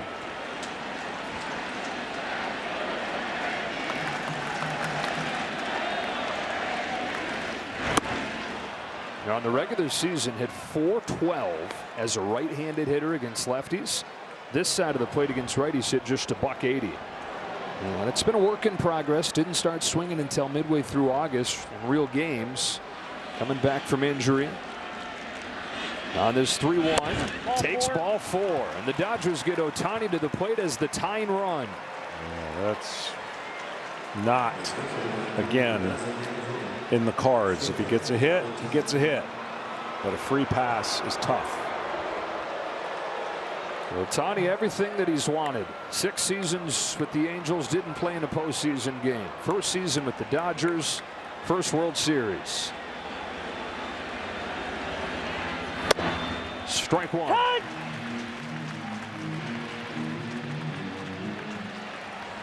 The Dodgers 1 win from a championship, even though Ohtani in this World Series only 2 for 14. On an 0-1. Swings and misses. 0-2.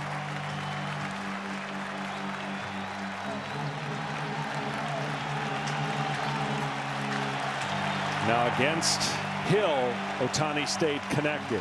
On that swing, he really tried to hit it a long way.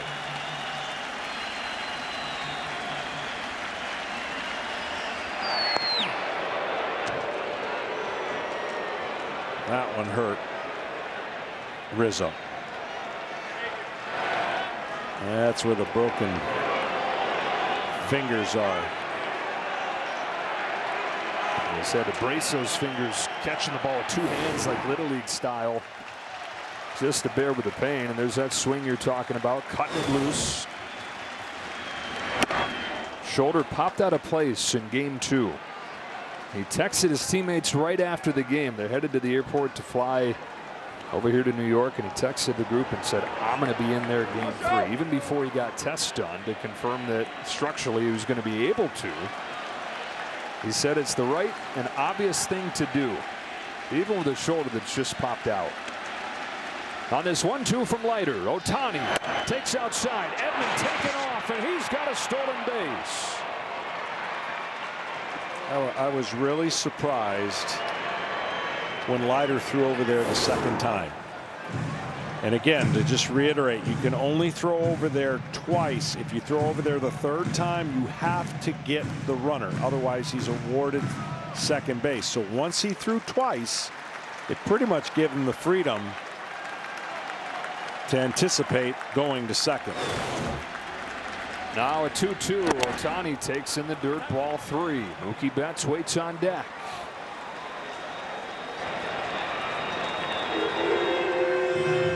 Stress, stress, and more stress. When you're up against it and you don't have any room for error, the stress is higher for the team that's down 3-0. So Aaron Boone has his closer getting ready down there. And Weaver, payoff, fouled off.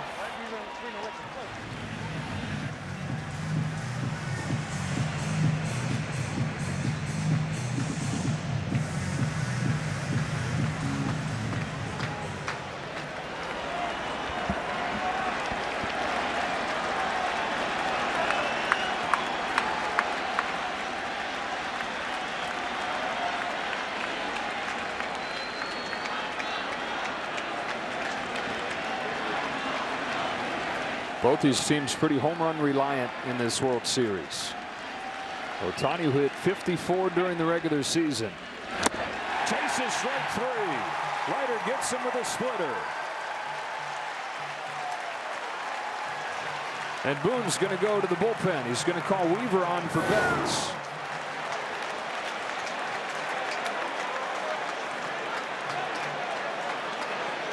Threw 5 of those in a row to finish off Ohtani.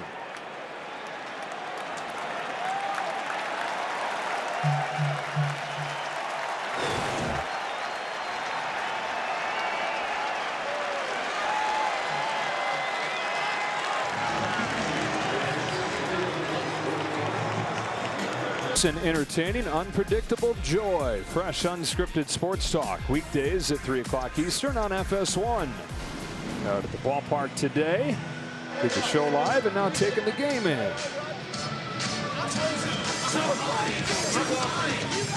All right, so 6-4 Yankees lead, top of the 7th inning, 2 out, and Luke Weaver, the Yankees closers, on to face Mookie Betts.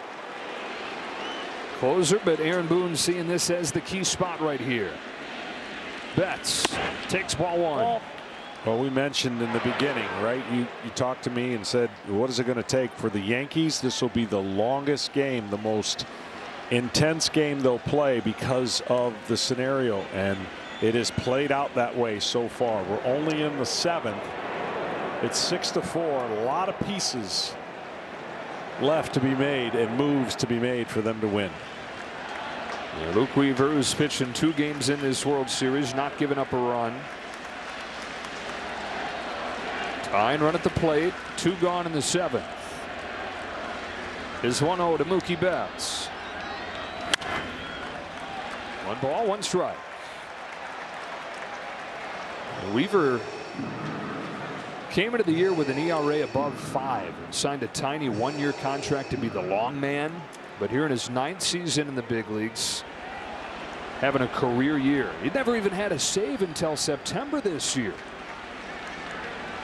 Former starter. Fires 1-1. Got it by Betts. 1 ball, 2 strikes. Well, you see him turn. He knew he missed location, but the velocity got Betts. That ball was supposed to be inside. He pulls it badly, but the velocity and the life of the pitch gets by one of the best in Mookie Betts. Here's his 1-2. Check swing. Did he go? No swing. 2-2.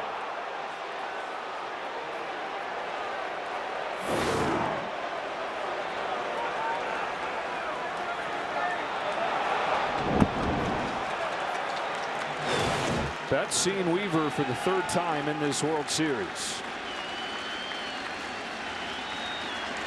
On this 2-2 pitch, swings and misses. The fastball explodes by him. We stretch in game 4. The Yankees try to keep their season alive. Weaver keeps him in front with a strikeout of Mookie Betts.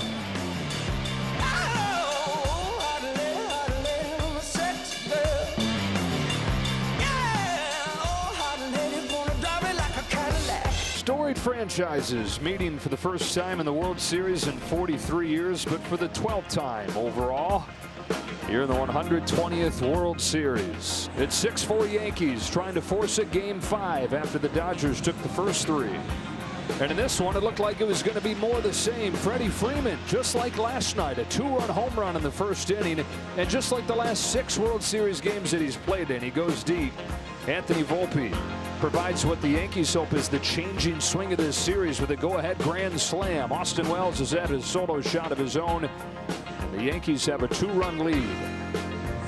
Trying to do something that's never been done in the World Series. That is erase a 3-0 deficit. Teams usually roll over. In fact, the last 9 teams that have gone down 3-0 in the World Series have lost Game 4. You got to go back to 1970 to find the last time a team even won Game 4 went down 3-0. It's been all about Freddie Freeman. First walk-off grand slam in World Series history in Game 1. Yeah, the first player in World Series history to hit a home run in each of the first 4 games. Also the first guy to homer in 6 consecutive World Series games, back to his last 2 with Atlanta in 2021. And the first player with 10+ RBIs through the first 4 games in a fall classic. Landon Knack stays in there. 4th inning of work for Knack in this bullpen game, and he's going to face Aaron Judge for the 2nd time. On base all 3 times. A little different feeling. And you feel like he's close. And at some point, someone's going to make a mistake. They've been making great pitches to a guy who, yes, has been struggling.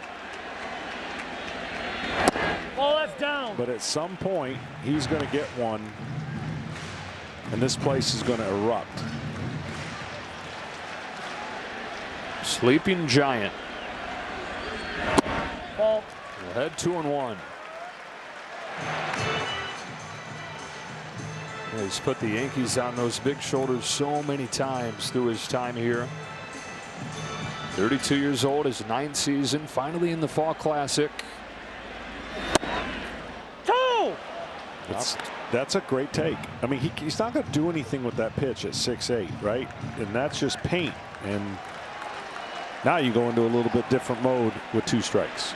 The guys have gotten the chase down and away. Off. It's fastball that misses outside, and the count is full. He looks less jumpy. Yeah, absolutely. The takes, the walks, the getting on base, it resets everything.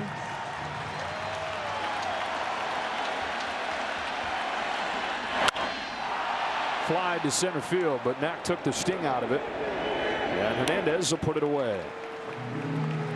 Tonight's telecast is sponsored by Capital One. What's in your wallet? Number 13. And by T-Mobile. Text Rally to 90999. T-Mobile donates $10 to hurricane relief. You know, he's up 6-4 in the 7th inning, and Jazz Chisholm coming up. We got Game 5 of this series if the Yankees can force it. 7 o'clock Eastern coverage begins tomorrow. First pitch swinging into shallow center field. Hernandez comes over there as slices over to left. Ooh, dips down and catch it. What's interesting is going to be if the Yankees hang on and win, does Aaron Boone keep the same lineup? This lineup was constructed a little bit towards the type of game that he felt that Dave Roberts was going to throw at him, with multiple arms and primarily right-handed. More traditional tomorrow. Jack Flaherty will take it for Dave Roberts. Garrett Cole counters for the Yankees. Again, if the Yankees hang on here. Ball on Stanton. It's almost like you got to roll with it, right? You finally got a little magic going. I know that it was a minor change to stagger it for the pen, but if it ain't broke. I liked it because it split up the 2 right-handed hitters. And, you know, especially if it wouldn't matter if both guys are hot. But when you have a lane for relievers, and a lot of them are the right-handed version for the Dodgers, it splits it up. Their first 8 hitters, it goes righty-lefty, back and forth. And we asked Dave Roberts how big of a deal is that he flipped those 2 guys. He said, yeah, that does make it more difficult to navigate. When you don't have righty Judge, righty Stanton, you got Chisholm between them, the lefty. Oh, that's off.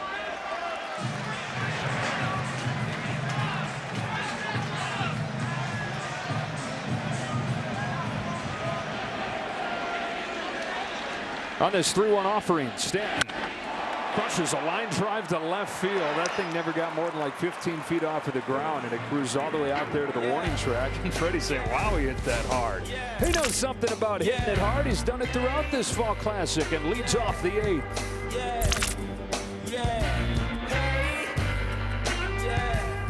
6-4 as Freddie Freeman leads off this 8th inning. 3, 4, and 5 coming up against Luke Weaver. Came on to strike out Mookie Betts to finish off the 7th. And he's in there with a strike on Freeman. 2-run home run in the first inning. 3 runs batted in tonight. And in this series, he's knocked in 10 of the Dodgers' 18.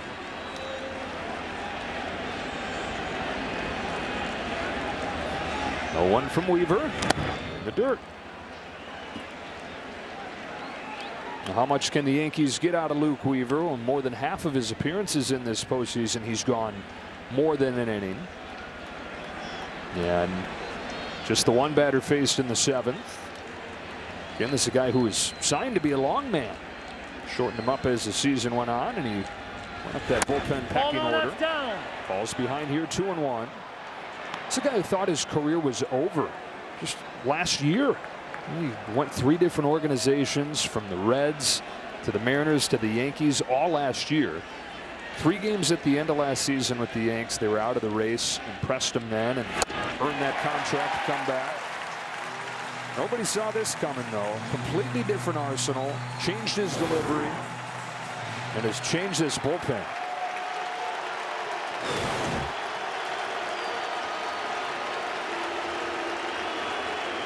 There's 2-2 to Freeman. Is lifted to center field. Judge. 1 out. Time for Fox Foresight, powered by Google Cloud. Giving the Dodgers 10% chance to get 3 or more runs the rest of this game. That put them a little above their postseason average of 6 runs per game. Thanks to Google Cloud for those real-time insights.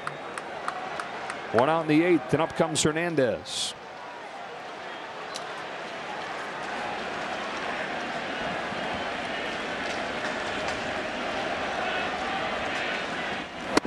As a long man, you probably don't empty the tank with your fastball velocity, which the uptick in his velocity has been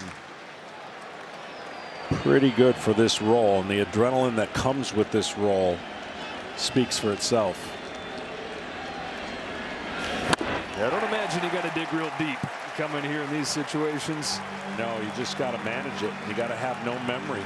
You got to be able to come in and do what you can on that given night. Consider it a fluke if it didn't work. Go right back out in the leverage situation and do it all over again. Getting the last 3 outs of every game is hard. Or in this situation, getting the hardest 3+ outs. Yep. Here's his 0-2 to Hernandez.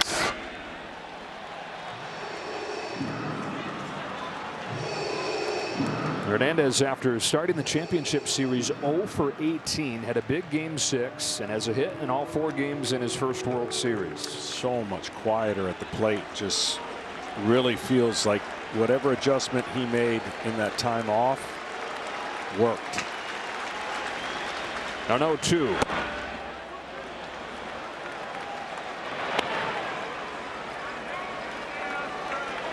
All about the bat usually, but had the game's biggest defensive play yesterday. That outfield assist to get Stanton.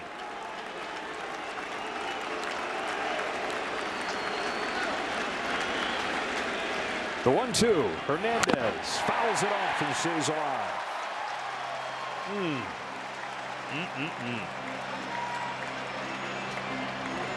To be a catcher. Nope. No thanks. Oh man. In all seriousness, it's a hard job. Man, we used to say you're just a tool of suggestion. If today's game ends in a walk-off, Capital One would donate an additional $10,000 to the Jackie Robinson Foundation as part of the Capital One walk-off program. Donated $1 million to the foundation today. Another 1-2 pitch. Got him. Change-up, butterflies under the swing, 2 away. Well, for a lineup that has not struck out much, the last couple innings has been swing and miss. 7 strikeouts now in the last, starting in the 5th, or 6th, sorry, to where we are. I got that right? 6 or 7? 1, 2, 3, 4, 5, 6 strikeouts. A lot either way for a team that is averaging about that per game over the first 3. Muncy's the hitter. He's had a couple of those Ks. Still looking for his first hit of the World Series. On this 1-0 from Weaver. Takes a strike.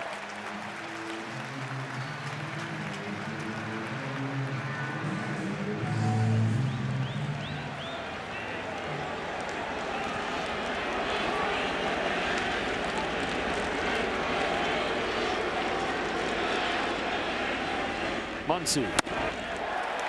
Took strike 2. Didn't like the call on a pitch that looked like it was up and away. First 5 innings, 1 strikeout. That was a ball. He was right. Last 3 innings plus 6 and maybe counting.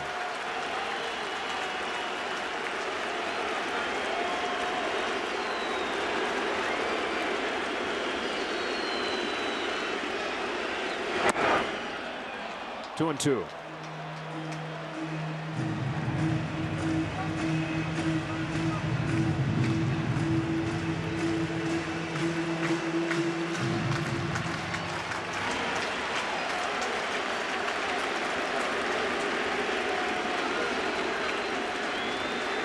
Weaver deals and strikes him out.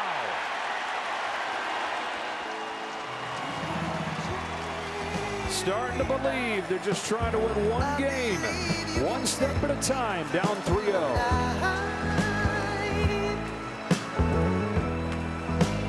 Out of the Dodger bullpen, bottom of the 8th inning, Anthony Rizzo grounds the first one, backs up his counterpart, and Freddie Freeman. It's 1 pitch, 1 out for Honeywell.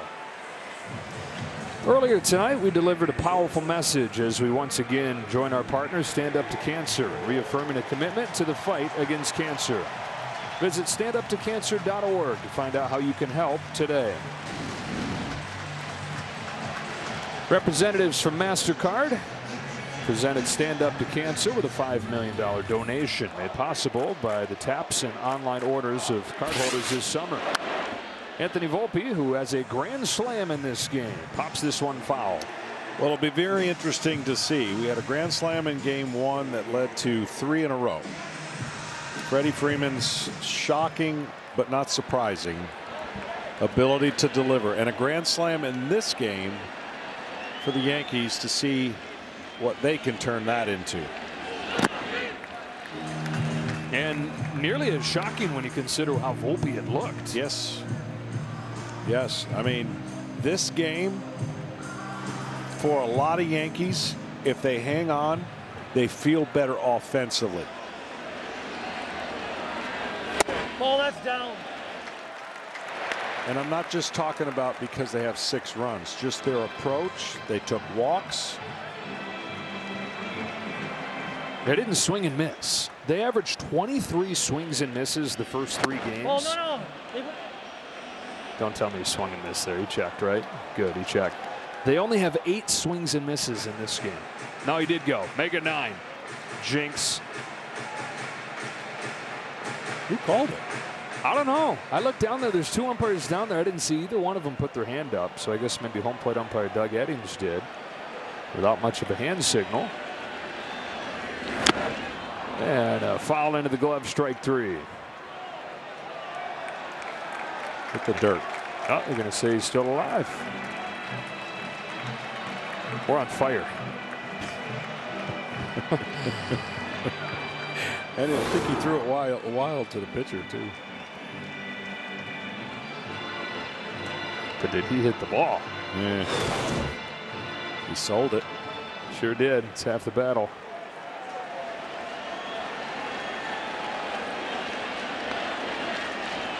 Ah, 2-2. And he hooks into left field and a base hit. Volpe's on for the third time in this game, and he's trying to turn it into a double. He might have been out had Lux held on, but it pops out, and Volpe's safe at second.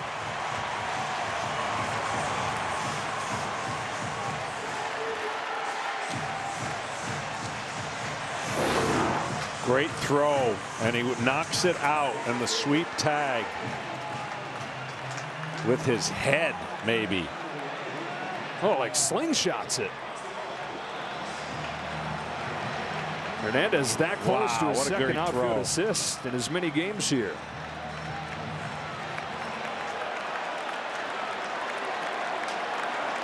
Volpe crashing in there with his second extra base hit. And now it's Wells who's got a home run of his own in this game and pops the first pitch fouling out of play.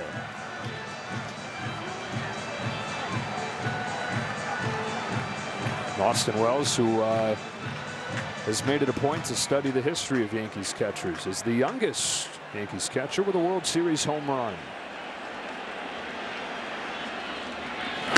So much of what makes both these franchises great is their history. And Austin, the rookie, realized what he was doing, stepping into the pinstripes, playing that position, started studying everybody from Bill Dickey to Yogi Berra, Thurman Munson, Elston Howard, more recently Jorge Posada. He's got a mustache going that would make Thurman Munson proud.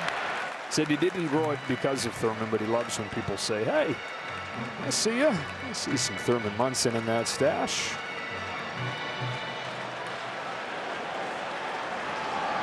Volpe at second, one gone.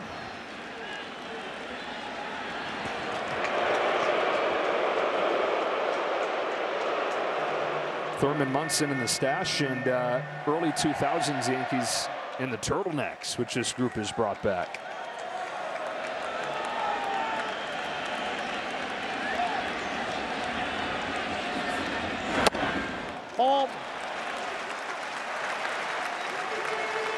An offense has scored just 7 runs the first 3 games of this World Series, has 6 tonight, almost doubling their extra base hit total.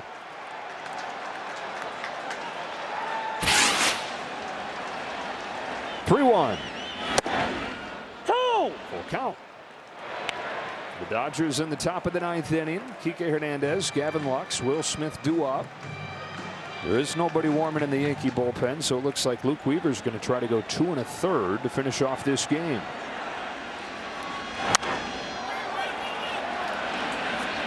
Smith didn't quite have enough room. Checking with Ken Rosenthal. Aaron Boone said his biggest regret in Game 1 was not sticking with Luke Weaver when he had thrown only 19 pitches. And, of course, things unraveled after that. Weaver now is at 21. I don't believe Boone wants to have that regret again. Well, 2 1/3 if he goes that length would be the longest save for a Yankee in World Series history. Another payoff to Wells. Taken for ball 4. And the much maligned Yankees catcher is aboard for the 3rd time in this game.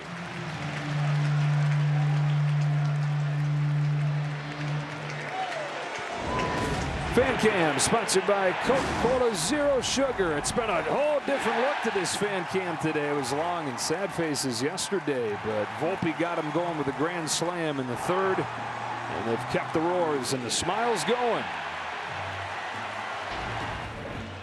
Hoping it continues to tomorrow, where they look to ride Garrett Cole to get this series back to Los Angeles. Verdugo, 2 on, 1 out. Going to make things a little smoother in the 9th inning for Weaver.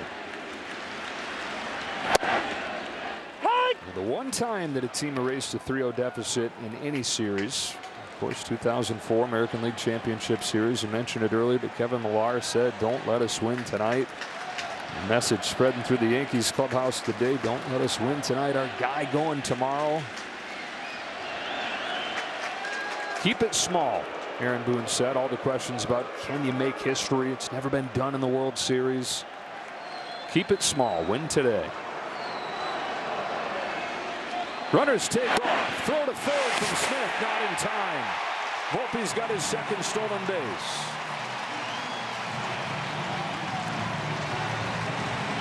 Wells able to ride those coattails for one of his own.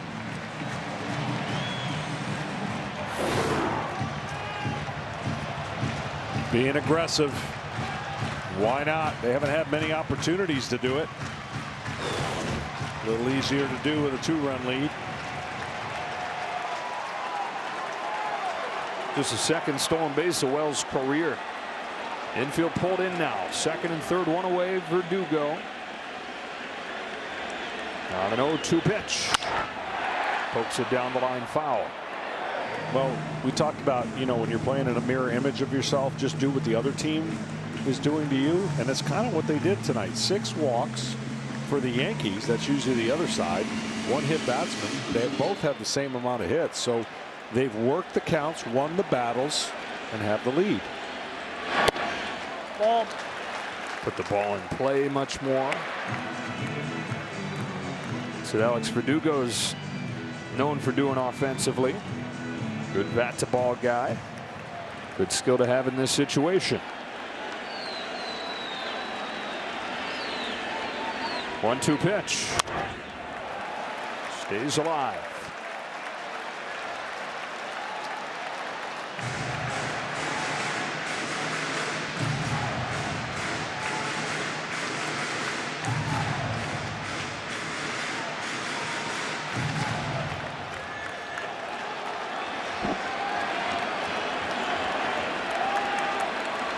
Insurance sitting in second and third for the Yanks. Another 1-2 pitch. Verdugo takes inside. Count evens up. I'm still baffled by what you read not too long ago about 2 1/3 being a Yankees record. That doesn't even seem possible with the way the game 20-30 years ago were played. Part of it is that saves didn't become a there we go. 1960. I knew we'd get to it. Okay, you just prod me, getting me along. 2-2 comes home. Verdugo bounces it foul. And the crazier one, I think, is that no team has even won Game 4 when down 3-0 since 1970. Yeah. So it's just like teams just roll over. Well, it's a lot of mental hurdles you gotta deal with. It's the constant questioning. It's the obvious road that led you to get 3-0, something the other team imposes. And then usually it's your inability to do the things you did well during the regular season, and that's what the Yankees fell. You know, the word is flat, but the reality is they just didn't hit.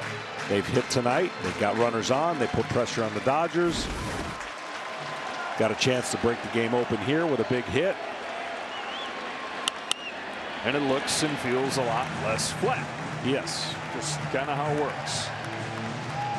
So they're on the verge of forcing a Game 5 and being the first team to do that since 1970. If they do that, then they'll try to become the first team ever to go from down 3-0 to forcing a Game 6 in the World Series.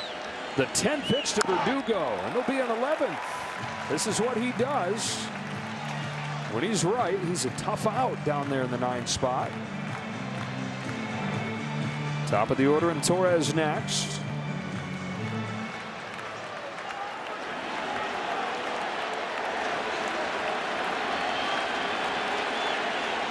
Marathon. Honeywell deals. Verdugo on the ground to second. Coming home is Lux.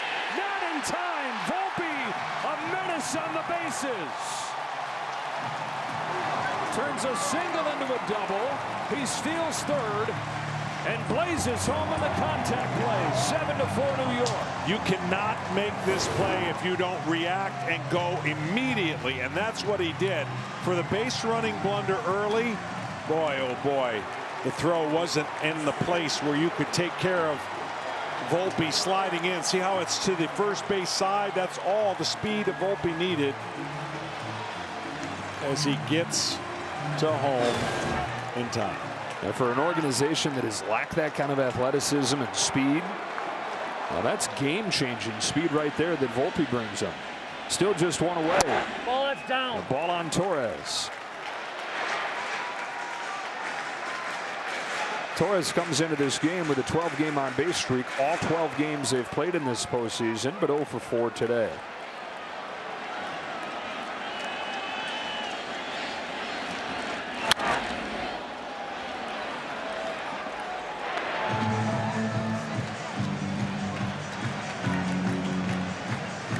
Aaron Boone has said from the beginning that this team was different. We had them the opening weekend in Houston. He was saying they were different then because it started before spring training when half of the team showed up in January to start their work. Driven the other way, deep right center field. It's got a chance and goodbye.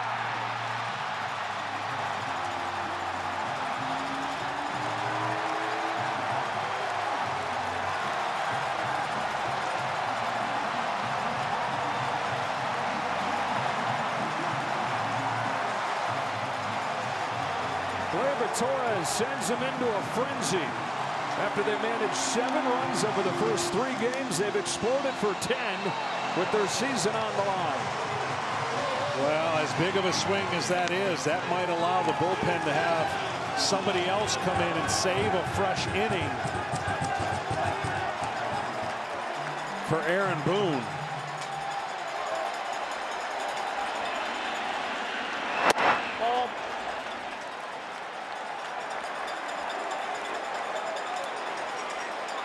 In this 8th inning against Honeywell.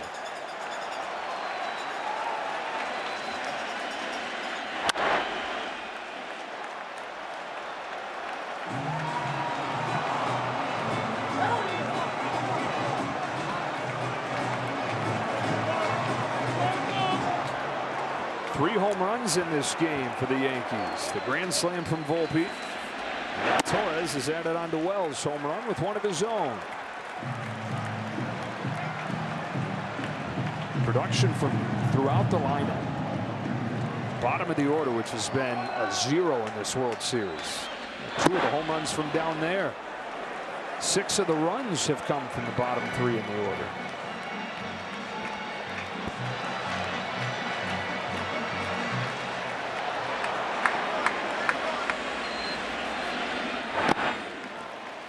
Full count on Soto.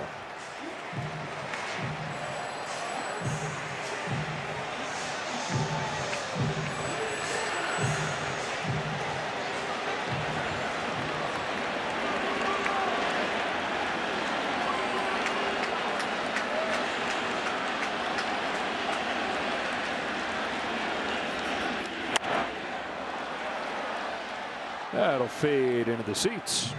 I don't know how many times the Yankees have scored 10 runs. And one of their best hitters has had one of his worst games from high expectation of Soto. He got the walk, but then 2 strikeouts. And you got Judge, who's reached a couple times, but he's 0 for 2. So Soto and Judge combined 0 for 5. And yet the Yankees still scored 10 runs in a World Series game for the first time since Game 5 in '78. That was part of a comeback over the Dodgers. After they fell down 2-0 they won 4 straight. Ouch. But umpire Doug Eddings is okay right there. Shakes it off quick.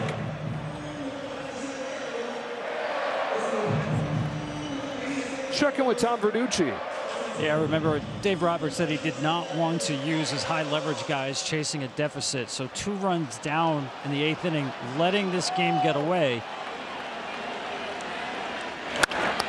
Soto down the line. That's a fair ball headed for the corner. Soto joins the hit parade with an 8th inning double. Go ahead, Tom. Yeah, and Joe, the cost of that is you had a chance to take the Yankees closer, Luke Weaver, off the board for tomorrow night's game. With the game getting away here, he is back in play for tomorrow night.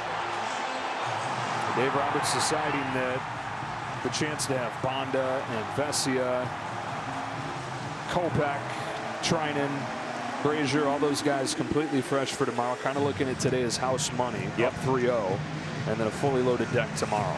Yep, and it's just the situation he has been dealt with not having as much depth.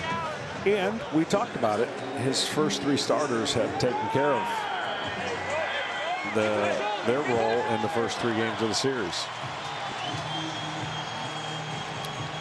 Well, we said Judge has been getting close and closer. One more opportunity to light the crowd up. It kind of feels like the last box to check on a revival of a night for these Yanks.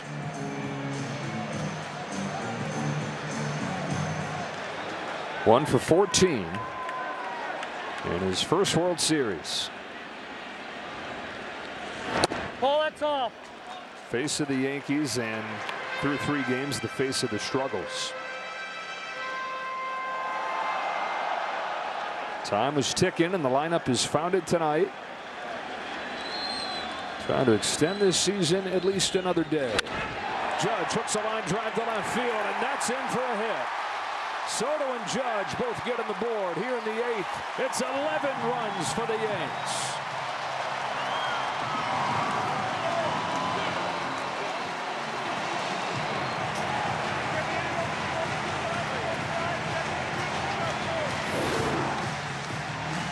Getting closer. That pitch at least resulted in a hit. Sooner or later, it's going to result in a homer.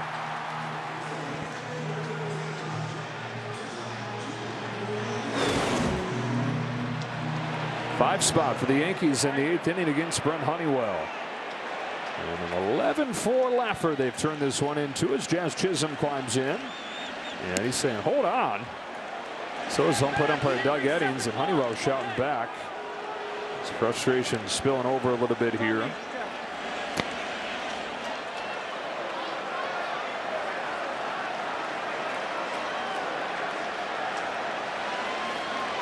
Chisholm's got a hit and walk in this game. 7 of the Yankees in the lineup have at least 1 hit. Everybody but Rizzo has reached base. There goes Judge. He'll steal second.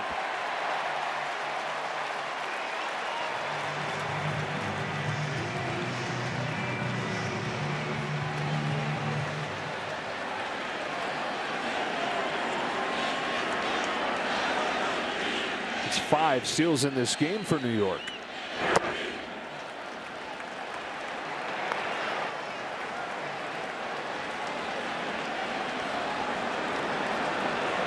The Yankees reminding their manager, reminding everybody what they can be tonight. Top team in the American League this season. A lot of the talk coming into today was, okay, well, maybe the Yankees were overrated. Maybe it was the easy path through the American League that got them here. Maybe they're meeting their match.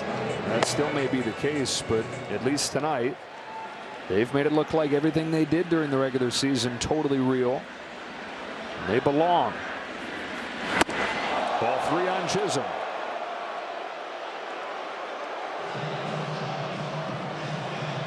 Not the biggest fan of Brent Honeywell at this point.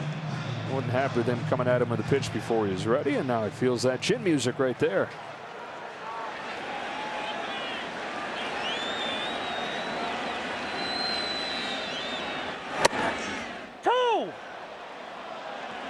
You're not a fan of anybody at this moment.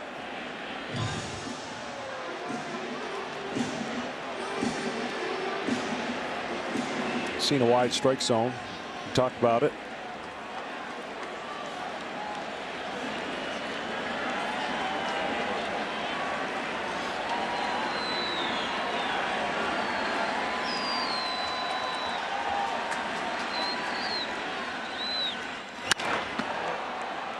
Fly to left field for Teoscar Hernandez. He's there, and that's the second out. Wear what the players are wearing on field during the World Series. You can check out the largest selection of authentic jerseys, caps, hoodies, t-shirts, and more at MLBshop.com, your favorite postseason team gear. So the Yanks have batted around here. Stanton comes up.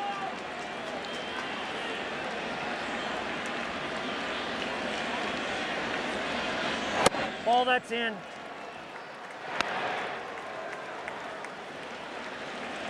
Resurgent regular season for Giancarlo Stanton. And another big postseason. 6 home runs, 14 knocked in.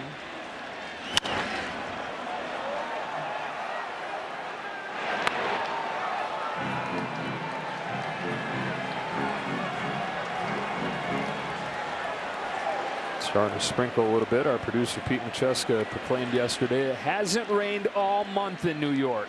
And then today, oh, that's all. It rains. It's on you, Pete.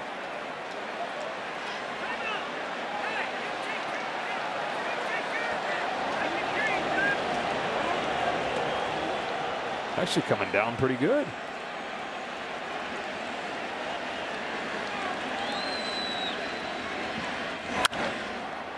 Stanton sends it up into those raindrops. Down to the diamond for Gavin Lux. For the guy that started the party tonight, and Anthony Volpe with a grand slam. Shows it with his speed here. Turned a single into a double. Stole third, and then like a lightning flash, he's home. The Yankees explode for 5 in the 8th and turn this into a laugher. Game 5 looming.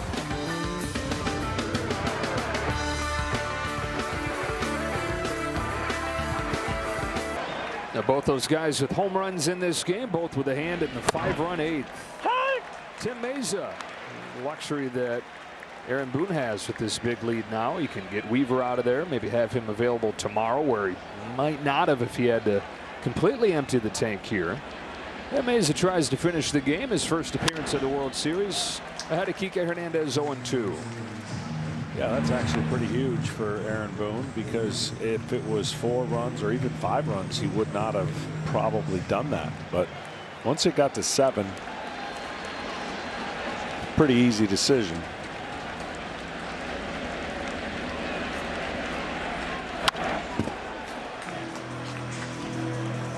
Sets up this matchup for tomorrow. Repeat of game 1, which had an old school pitcher's duel feel to it. Jack Flaherty didn't give anything up until the 6th inning when Stanton took him deep. Garrett Cole just the 1 run over 6+. Coverage starts at 7. Game will be at 8 right here on Fox. And the Dodgers will find themselves in kind of the same situation they did game 6. Obviously different in that it's 6 and not 5, but had a chance to clinch against the Mets in game 5. The Mets kind of did this, bludgeoned them to force game 6. Dodgers pushed, but then responded, won it the next game. Well, with the day off after tomorrow, Dave Roberts will be super aggressive with his relievers.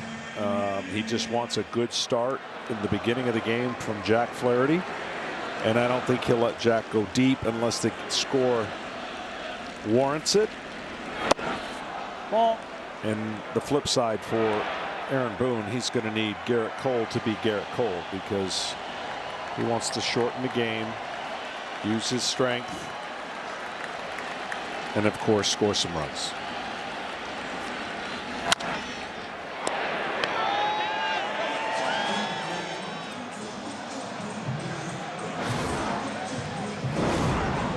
It'll be Cole's 4th career World Series start. He's pitched well in all of them. Difference is this time he's got Juan Soto on his side. When he pitched in the World Series in 2019 in Houston, Soto was a 20-year-old doing big things for the Nationals, homered against him in both his starts.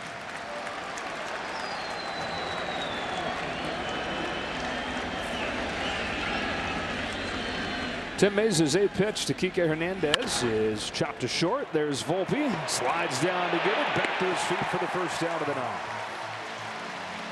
Got a dirty jersey right there. That tells the story of the day he's had, doesn't it? Sure does. That's awesome. You can see why they love him here. You can see why Aaron Boone. I mean, he's a baseball player that is going to evolve. You think all the way back to Derek Jeter when he started out. It wasn't perfect. He made errors, grew into one of the best shortstop of all time, and he's filling those shoes. That is not easy. Impossible, really. Yeah. I mean, and unfair at the same time. Yep. All those things. Chris Taylor going to hit right here for Gavin Lux. They're chanting his name right now. And speaking of those comparisons, stick around for our post-game show, because Anthony Volpe is going to join Derek Jeter and the other guys at the desk. The night of redemption for the Yankee shortstop. Came into the game 1 for 12 in this World Series. He's got 2 hits, including the grand slam. Taylor's out number 2 in the night.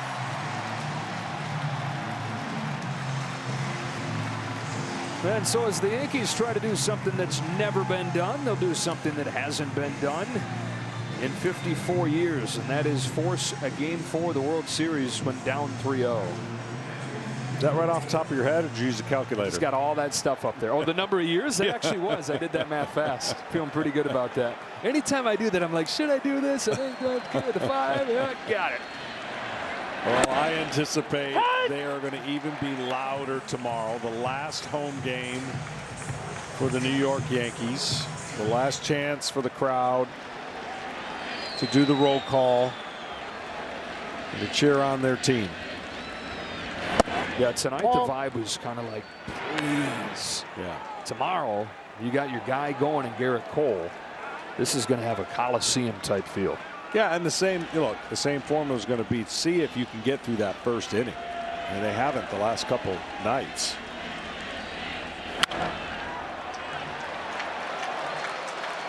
Dodgers down to their last strike in game 4. Their first title in a full season since 1988. They remain a win away. Ball, that's all.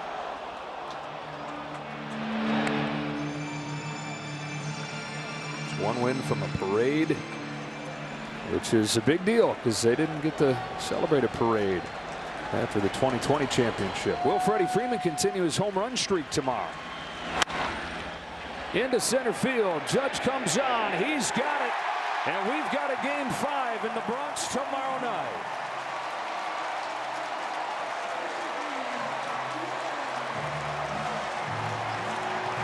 More like Yankee baseball. They worked a lot of base runners on. They hadn't gotten the big hit. Looked frustrating. And then the big hit came from their shortstop, Anthony Volpe, and they were able to open it up late for some breathing room. Well, it was a grand slam that set the tone for this series in game 1. Freddie Freeman's walk-off, and it's a grand slam that helps the Yankees put their foot down and keep from this being a clean sweep.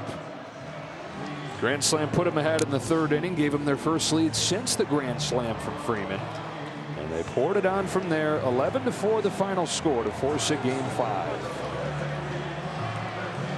Well, right out of the grand slam big hit topic, this first pitch went down and got it. The timing couldn't have been any better. Just coming off of maybe a snafu on the base path. Well, that took care of it. And then he scored later on an incredible reaction with the infield in. All things pointing Anthony Volpe and the New York Yankees. They're saying, bring your bags to the park. Because if LA's going home, we're going with them. And Volpe showed off a little bit of everything in his game today. The power and then the speed element. With the hustle double, the stolen base, and the bolt home on the infield ball in the 8th inning. 11 runs on 9 hits after 7 runs the first 3 games combined. The offense comes to life in every way here in game 4. Down to Ken Rosenthal. Thanks, Joe. Austin, double, home run, and walk tonight. You were 4 for 43 in the postseason coming in. What changed? I just said screw it. We were down 3 and really just went out there and said screw it. Your bat flip, was that your standard flip or did you give it a little extra? I just blacked out. I haven't even seen it yet, so I don't really know what I did, to be honest with you. Austin, you guys are down 3-0 coming into this game. No team has rallied from a 3-0 deficit to win the World Series. You know this. What will it take for the Yankees to get back in this series? A lot of what happened today. A lot of good ABs. A lot of moving the lineup over and just trying to get through their pitching staff. So it's going to take a lot. Are you looking forward to catching Garrett Cole tomorrow? Always, every time. Austin, thanks a lot. Thank you. Joe, back to you. A man of few words, but of several big swings in this game to help the Yankees beat the Dodgers 11-4. We, of course, have plenty to come. The studio's getting ready. You're going to have Anthony Volpe over there with Derek Jeter. Should be a nice conversation. And then game 5 of this World Series tomorrow. It'll be Garrett Cole for the Yankees trying to extend their season even further, but the Dodgers still have it right there in front of them. 1 win away from a world championship. We get a break and then the studio show on the other side here in the Bronx.